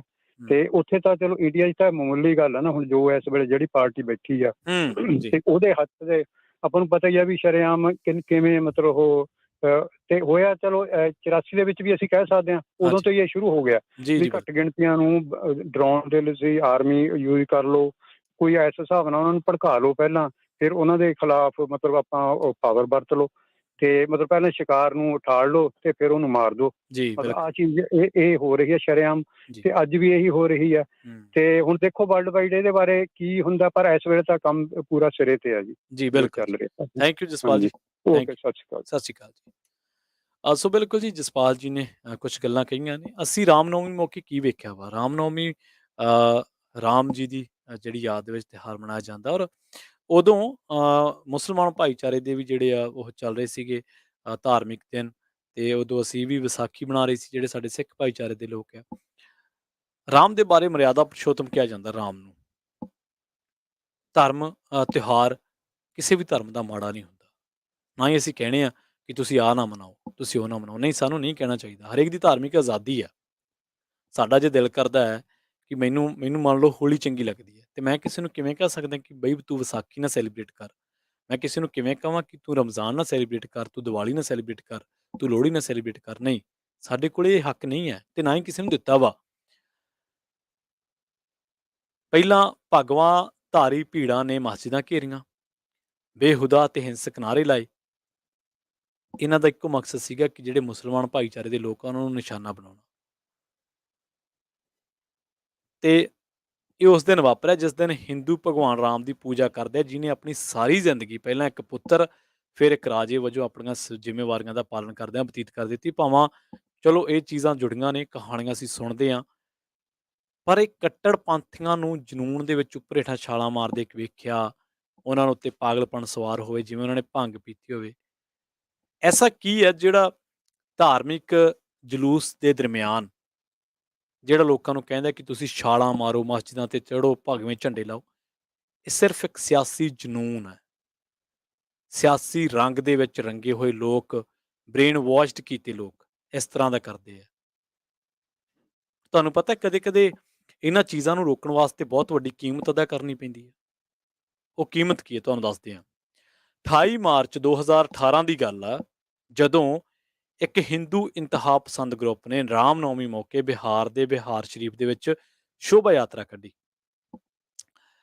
ਇਸ ਜਲੂਸ ਦੇ ਵਿੱਚ ਸ਼ਾਮਲ ਲੋਕਾਂ ਦੀ ਗਿਣਤੀ ਬਹੁਤ ਵੱਧ ਗਈ ਸੀ। ਇਸ ਦੇ ਬਾਵਜੂਦ ਕਿ ਲੋਕ ਹਥਿਆਰ ਲਹਿਰਾ ਰਹੇ ਸਨ, ਨਾਲ ਹੀ ਘੱਟ ਗਿਣਤੀਆਂ ਖਿਲਾਫ ਮਾੜੀ ਤੇ ਘਟੀਆ ਨਾਅਰੇਬਾਜ਼ੀ ਵੀ ਕਰ ਰਹੇ ਸਨ, ਤਾਂ ਸ਼ੋਭਾ ਯਾਤਰੀਆਂ ਦੇ ਆਗੂਆਂ ਨੇ ਇਸ ਦਾ ਰਸਤਾ ਬਦਲ ਕੇ ਸ਼ੋਭਾ ਯਾਤਰਾ ਮੁਸਲਿਮ ਇਲਾਕੇ ਦੇ ਵਿੱਚ ਲਿਜਾਣ ਦਾ ਫੈਸਲਾ ਕੀਤਾ। ਸਿੱਟਾ ਉਹੀ ਨਿਕਲਿਆ, ਫਿਰ ਕੋਈ ਹਿੰਸਾ ਹੋਈ। ਪਰ ਇਸ ਵਾਰੀ ਕੁਝ ਇਲਾਕਿਆਂ ਦੇ ਵਿੱਚ ਹਿੰਦੂ ਭਾਈਚਾਰੇ ਦੇ ਲੋਕਾਂ ਨੇ ਜਦੋਂ ਮੱਧ ਪ੍ਰਦੇਸ਼ ਦੇ ਵਿੱਚ ਇਹ ਕੰਮ ਚੱਲਿਆ, ਤਾਂ ਸਾਨੂੰ ਦਾਦ ਦੇਣੀ ਬਣਦੀ ਉਹਨਾਂ ਹਿੰਦੂ ਭਾਈਚਾਰੇ ਦੇ ਲੋਕਾਂ ਦੀ, ਜਿਨ੍ਹਾਂ ਨੇ ਮੁਸਲਿਮ ਭਾਈਚਾਰੇ ਦੇ ਇਲਾਕੇ ਦੇ ਵਿੱਚੋਂ ਥੋੜ੍ਹੀ ਗਿਣਤੀ ਦੇ ਵਿੱਚੋਂ ਲੋਕ ਸੀਗੇ, ਉੱਥੇ ਸ਼ੋਭਾ ਯਾਤਰਾਵਾਂ ਨਹੀਂ ਕੱਢਣ ਦਿੱਤੀਆਂ। ਜਹਾਂਗੀਰਪੁਰੀ ਦੇ ਵਿੱਚ ਵੀ ਬਾਅਦ ਦੇ ਵਿੱਚ ਹਿੰਦੂ ਭਾਈਚਾਰੇ ਤੇ ਮੁਸਲਿਮ ਭਾਈਚਾਰੇ ਦੇ ਲੋਕਾਂ ਨੇ ਜੱਫੀਆਂ ਪਾਈਆਂ, ਪਰ ਉਜਾੜੇ ਨੂੰ ਸੈਲੀਬ੍ਰੇਟ ਕਿਹਨੇ ਕੀਤਾ? ਸੈਲੀਬ੍ਰੇਟ ਕੀਤਾ ਭਾਜਪਾ ਦੇ ਲੋਕਾਂ ਨੇ, ਸੈਲੀਬ੍ਰੇਟ ਕੀਤਾ ਬ੍ਰੇਨ ਵਾਸ਼ਡ ਹੋਏ ਮੀਡੀਆ ਲੋਕਾਂ ਨੇ, ਜਿਨ੍ਹਾਂ ਦਾ ਕੰਮ ਸਿਰਫ ਰਿਪੋਰਟ ਕਰਨਾ ਸੀ। ਜਦੋਂ ਕਿੱਲ ਕੇ ਗੱਲਾਂ ਕਰਦੇ ਆ, ਫਿਰ ਨਤੀਜੇ ਮਾੜੇ ਨਿਕਲਦੇ ਆ। ਅਸਲ ਦੇ ਵਿੱਚ ਇੰਨੀ ਨੈਗੇਟਿਵਿਟੀ ਦੇ ਵਿੱਚ ਇੱਕ ਪੋਜ਼ਿਟਿਵਿਟੀ ਭਰਨੀ ਬਹੁਤ ਜ਼ਰੂਰੀ ਹੈ। ਉਹ ਪੋਜ਼ਿਟਿਵਿਟੀ ਕੀ ਹੈ? ਉਹ ਪੋਜ਼ਿਟਿਵਿਟੀ ਇਹ ਹੈ ਕਿ ਪੱਛਮੀ ਬੰਗਾਲ ਦੇ ਪੱਛਮੀ ਵਰਧਮਾਨ ਜ਼ਿਲ੍ਹੇ ਦੀ ਰਾਣੀਗੰਜ ਆਸਨਸੋਲ ਪੱਟੀ ਦੇ ਵਿੱਚ ਹਿੰਦੂਆਂ ਤੇ ਮੁਸਲਮਾਨਾਂ ਦੇ ਦਰਮਿਆਨ ਝੜਪਾਂ ਹੋ ਗਈਆਂ, 4 ਜਾਨਾਂ ਜਾਂਦੀਆਂ ਰਹੀਆਂ। ਇਸੇ ਦਰਮਿਆਨ ਜੇਕਰ ਆਸਨਸੋਲ ਵਿਚਲੀ ਮਸਜਿਦ ਦੇ ਇਮਾਮ ਨੇ ਸਿਆਣਪ ਤੋਂ ਕੰਮ ਨਾ ਲਿਆ ਹੁੰਦਾ, ਤਾਂ ਮੌਤਾਂ ਦੀ ਗਿਣਤੀ ਕਿਤੇ ਜ਼ਿਆਦਾ ਹੋਣੀ ਸੀ। ਪਹਿਲਾਂ ਉਹ ਐਸੀਆਂ ਝੜਪਾਂ ਦੇ ਵਿੱਚ ਹੀ ਆਪਣਾ ਪੁੱਤ ਗਵਾ ਚੁੱਕਿਆ। ਇਸ ਦੇ ਬਾਵਜੂਦ ਉਹਨੇ ਆਪਣੇ ਭਾਈਚਾਰੇ ਨੂੰ ਖਬਰਦਾਰ ਕੀਤਾ ਕਿ ਜੇਕਰ ਉਹਨਾਂ ਵਿੱਚੋਂ ਕਿਸੇ ਨੇ ਵੀ ਜਵਾਬੀ ਕਾਰਵਾਈ ਕੀਤੀ, ਤਾਂ ਉਹ ਸ਼ਹਿਰ ਛੱਡ ਕੇ ਚਲੇ ਜਾਣਗੇ। ਇਮਾਮ ਦੀ ਐਸੀ ਸੋਚ ਨੂੰ ਜਿਹੜਾ ਸਲਾਮ ਕਰਨਾ ਬਣਦਾ। ਸਾਡੇ ਨਾਲ ਕਾਲਰ ਜੁੜੇ ਨੇ ਚੀਮਾ ਜੀ, ਤੇ ਆਓ ਸੁਣਦੇ ਹੋ ਕੀ ਕਹਿਣਾ ਚਾਹੁੰਦੇ ਨੇ, ਉਸ ਤੋਂ ਬਾਅਦ ਇਸ ਗੱਲ ਨੂੰ ਜਾਰੀ ਰੱਖਾਂਗੇ। ਸਤਿ ਸ਼੍ਰੀ ਅਕਾਲ ਜੀ, ਤੁਸੀਂ ਆਉਣੇ ਰਹੋ। ਸਤਿ ਸ਼੍ਰੀ ਅਕਾਲ ਵੱਡੇ ਵੀਰੇ ਜੀ। ਅਸਲ 'ਚ ਹਾਂਜੀ, ਤੇ ਇਹ ਚੱਕਰ ਕੀ ਆ ਭਾਜੀ ਕਿ ਲੋਕ ਵਿਹਲੇ ਵਾਲੇ ਆ ਉੱਥੇ, ਹਨਾ ਜੀ। ਜੇ ਜਿਹੜੀ ਅਨਐਮਪਲੋਇਮੈਂਟ ਇਸੇ ਕਰਕੇ ਭਾਜੀ ਉੱਥੇ ਜ਼ਿਆਦਾ ਰੱਖੀ ਜਾਂਦੀ ਆ। ਵੀ ਜੇ ਸਾਰੇ ਕੰਮਾਂ ਕੁੰਮਾਂ ਤੇ ਜਾਣ ਲੱਗ ਗਏ, ਫਿਰ ਸਾਡੇ ਮਗਰ ਆਹ ਨਾਅਰੇ ਕਿਹਨੇ ਮਾਰਨੇ ਆ? ਤੇ ਹਾਂਜੀ ਹਾਂਜੀ, ਮੋਸਟਲੀ ਤਾਂ ਇਹ ਅਨਐਮਪਲੋਇਮੈਂਟ ਆ। ਤੇ ਬਾਕੀ ਜਿਹੜੀ ਮਹਿੰਗਾਈ ਇੰਨੀ ਵੱਧ ਗਈ ਜੀ, 99% ਲੋਕਾਂ ਕੋਲੇ ਟਾਈਮ ਹੀ ਹੈ ਨੀ ਗਾ ਜਿੱਦਾਂ ਬਈ ਇਹਦੇ ਤੇ ਆਪਾਂ ਕੋਈ ਗੱਲ ਕਰੀਏ, ਜਾਂ ਚਲੋ ਘੱਟੋ ਘੱਟ ਆਪਣਾ ਕੋਈ ਸੋਸ਼ਲ ਮੀਡੀਆ ਤੇ ਕੋਈ ਪੋਸਟ ਹੀ ਪਾ ਦਿਓ, ਹਨਾ ਜੀ ਜੀ। ਤੇ ਇਹ ਸਾਰਾ ਕੁਝ ਬਸ ਜਿੱਦਾਂ ਆਪਾਂ ਭਾਜੀ ਇਹਨਾਂ ਦਾ ਵੈਲ ਪਲੈਨਡ, ਹਨਾ ਜਿੱਦਾਂ ਮਾਤਾ ਕਹਿੰਦੀ ਹੁੰਦੀ ਸੀ, ਕਹਿੰਦੀ ਪੁੱਤ ਜਿੱਥੇ ਆਪਣੀ ਸੋਚ ਖਤਮ ਹੁੰਦੀ ਆ, ਕਹਿੰਦੀ ਉੱਥੋਂ ਇਹ ਸੋਚਣਾ ਸ਼ੁਰੂ ਕਰਦੇ ਆ ਜਿਹੜੇ ਪੋਲੀਟੀਸ਼ੀਅਨ ਹੁੰਦੇ ਆ ਆਪਣੇ। ਕਹਿੰਦੀ ਹਾਂ ਮੋਸਟਲੀ ਆਪਣੇ ਇਹਨਾਂ ਦੀਆਂ ਗੱਲਾਂ ਸਮਝ ਨਹੀਂ ਆਉਂਦੀਆਂ। ਉਹ ਹੁਣ ਹੌਲੀ ਹੌਲੀ ਮਾਤਾ ਦੀਆਂ ਗੱਲਾਂ ਸਮਝ ਆਉਂਦੀਆਂ ਵੀ ਗੱਲਾਂ ਸਹੀ ਸੀਗੀਆਂ ਉਹ। ਤੇ ਬਾਕੀ ਬਹੁਤ ਸੋਹਣਾ ਮੁੱਦਾ ਆ ਭਾਜੀ, ਤੁਹਾਡਾ ਬਹੁਤ ਬਹੁਤ ਧੰਨਵਾਦ ਜੀ, ਤੇ ਸਤਿ ਸ਼੍ਰੀ ਅਕਾਲ ਵੀਰੇ। ਥੈਂਕ ਯੂ ਜੀ। ਸੋ ਬਿਲਕੁਲ ਧਾਰਮਿਕ ਸਦਭਾਵਨਾ ਸਾਨੂੰ ਕਾਇਮ ਕਰਨੀ ਪੈਣੀ ਹੈ। ਸਦਕੇ ਜਾਈਏ ਆਸਨਸੋਲ ਮਸਜਿਦ ਦੇ ਇਮਾਮ ਦੀ, ਜਿਹਨੇ ਆਪਣਾ ਪੁੱਤ ਵੀ ਗਵਾਇਆ ਸੀ, ਪਰ ਉਹਨੇ ਭਾਈਚਾਰੇ ਨੂੰ ਖਬਰਦਾਰ ਕੀਤਾ ਕਿ ਜੇਕਰ ਤੁਸੀਂ ਇਹਨਾਂ ਵਾਂਗ ਸ਼ੁਦਾਈਪੁਣਾ ਕਰਨਾ ਤੇ ਮੈਂ ਇੱਥੋਂ ਛੱਡ ਕੇ ਚਲਾ ਜਾਣਾ। ਇਹ ਜਿਹੜੇ fact and figure C different sites ਤੋਂ ਇਕੱਠੇ ਕੀਤੇ ਗਏ ਤੁਹਾਡੇ ਲਈ, ਤਾਂ ਜੋ ਤੁਹਾਨੂੰ ਬਾਤਫਸੀਲ ਆંકੜਿਆਂ ਦੇ ਨਾਲ ਕੁਝ ਚੀਜ਼ਾਂ ਦੱਸੀਆਂ ਜਾਣ। ਪੰਜਾਬੀ ਰੇਡੀਓ USA ਨੇ ਹਮੇਸ਼ਾ ਕੋਸ਼ਿਸ਼ ਕੀਤੀ ਹੈ ਕਿ ਧਾਰਮਿਕ ਸਦਭਾਵਨਾ, ਧਾਰਮਿਕ ਜਜ਼ਬਾਤ ਦੀ ਕਦਰ ਕੀਤੀ ਜਾਏ। ਬੇਸ਼ੱਕ ਅੱਜ ਅਸੀਂ ਖੁਦ ਕ੍ਰਿਟੀਸਾਈਜ਼ ਫੇਸ ਕਰ ਰਹੇ ਹਾਂ ਮੰਦੀ ਬਾਰੇ ਜਦੋਂ ਸਾਡੇ ਸ਼ੋਅਜ਼ ਦੇ ਵਿੱਚ ਗੱਲਾਂ ਹੁੰਦੀਆਂ ਨੇ, ਪਰ ਅਸਲ ਦੇ ਵਿੱਚ ਮੀਡੀਆ ਵਿਸਲ ਬਲੋਅਰ ਹੁੰਦਾ। ਸਾਨੂੰ ਇਹ ਗੱਲ ਸਮਝਣੀ ਪੈਣੀ ਆ ਕਿ ਮੀਡੀਆ ਨੇ ਵਿਸਲ ਬਲੋਰਿੰਗ ਕਰੀ ਜਾਣੀ ਹੁੰਦੀ ਹੈ। ਇਹੀ ਮੀਡੀਆ ਦਾ ਫਰਜ਼ ਆ। ਮੀਡੀਆ ਦਾ ਫਰਜ਼ ਇਹ ਨਹੀਂ ਹੈ ਕਿ ਰਾਤ ਨੂੰ ਪ੍ਰਾਈਮ ਟਾਈਮ ਦੇ ਵਿੱਚ 4 ਚੱਕਵੇਂ ਗਾਣੇ ਲਾ ਕੇ, ਨੰਗੇਜ਼ਵਾਦ ਫੈਲਾ ਕੇ, ਹਿੰਦੂ ਮੁਸਲਿਮ ਦੀ ਬਹਿਸ ਕਰਾ ਕੇ ਚਲੋ ਜੀ ਸ਼ਾਮ ਨੂੰ 9 ਵਜੇ ਖਾਧੀਆਂ ਰੋਟੀਆਂ ਤੇ ਸੌਂ ਗਏ, ਅਗਲੇ ਦਿਨ ਫਿਰ ਉਹੀ ਸਕ੍ਰਿਪਟ ਤਿਆਰ ਕਰਨੀ ਹੈ।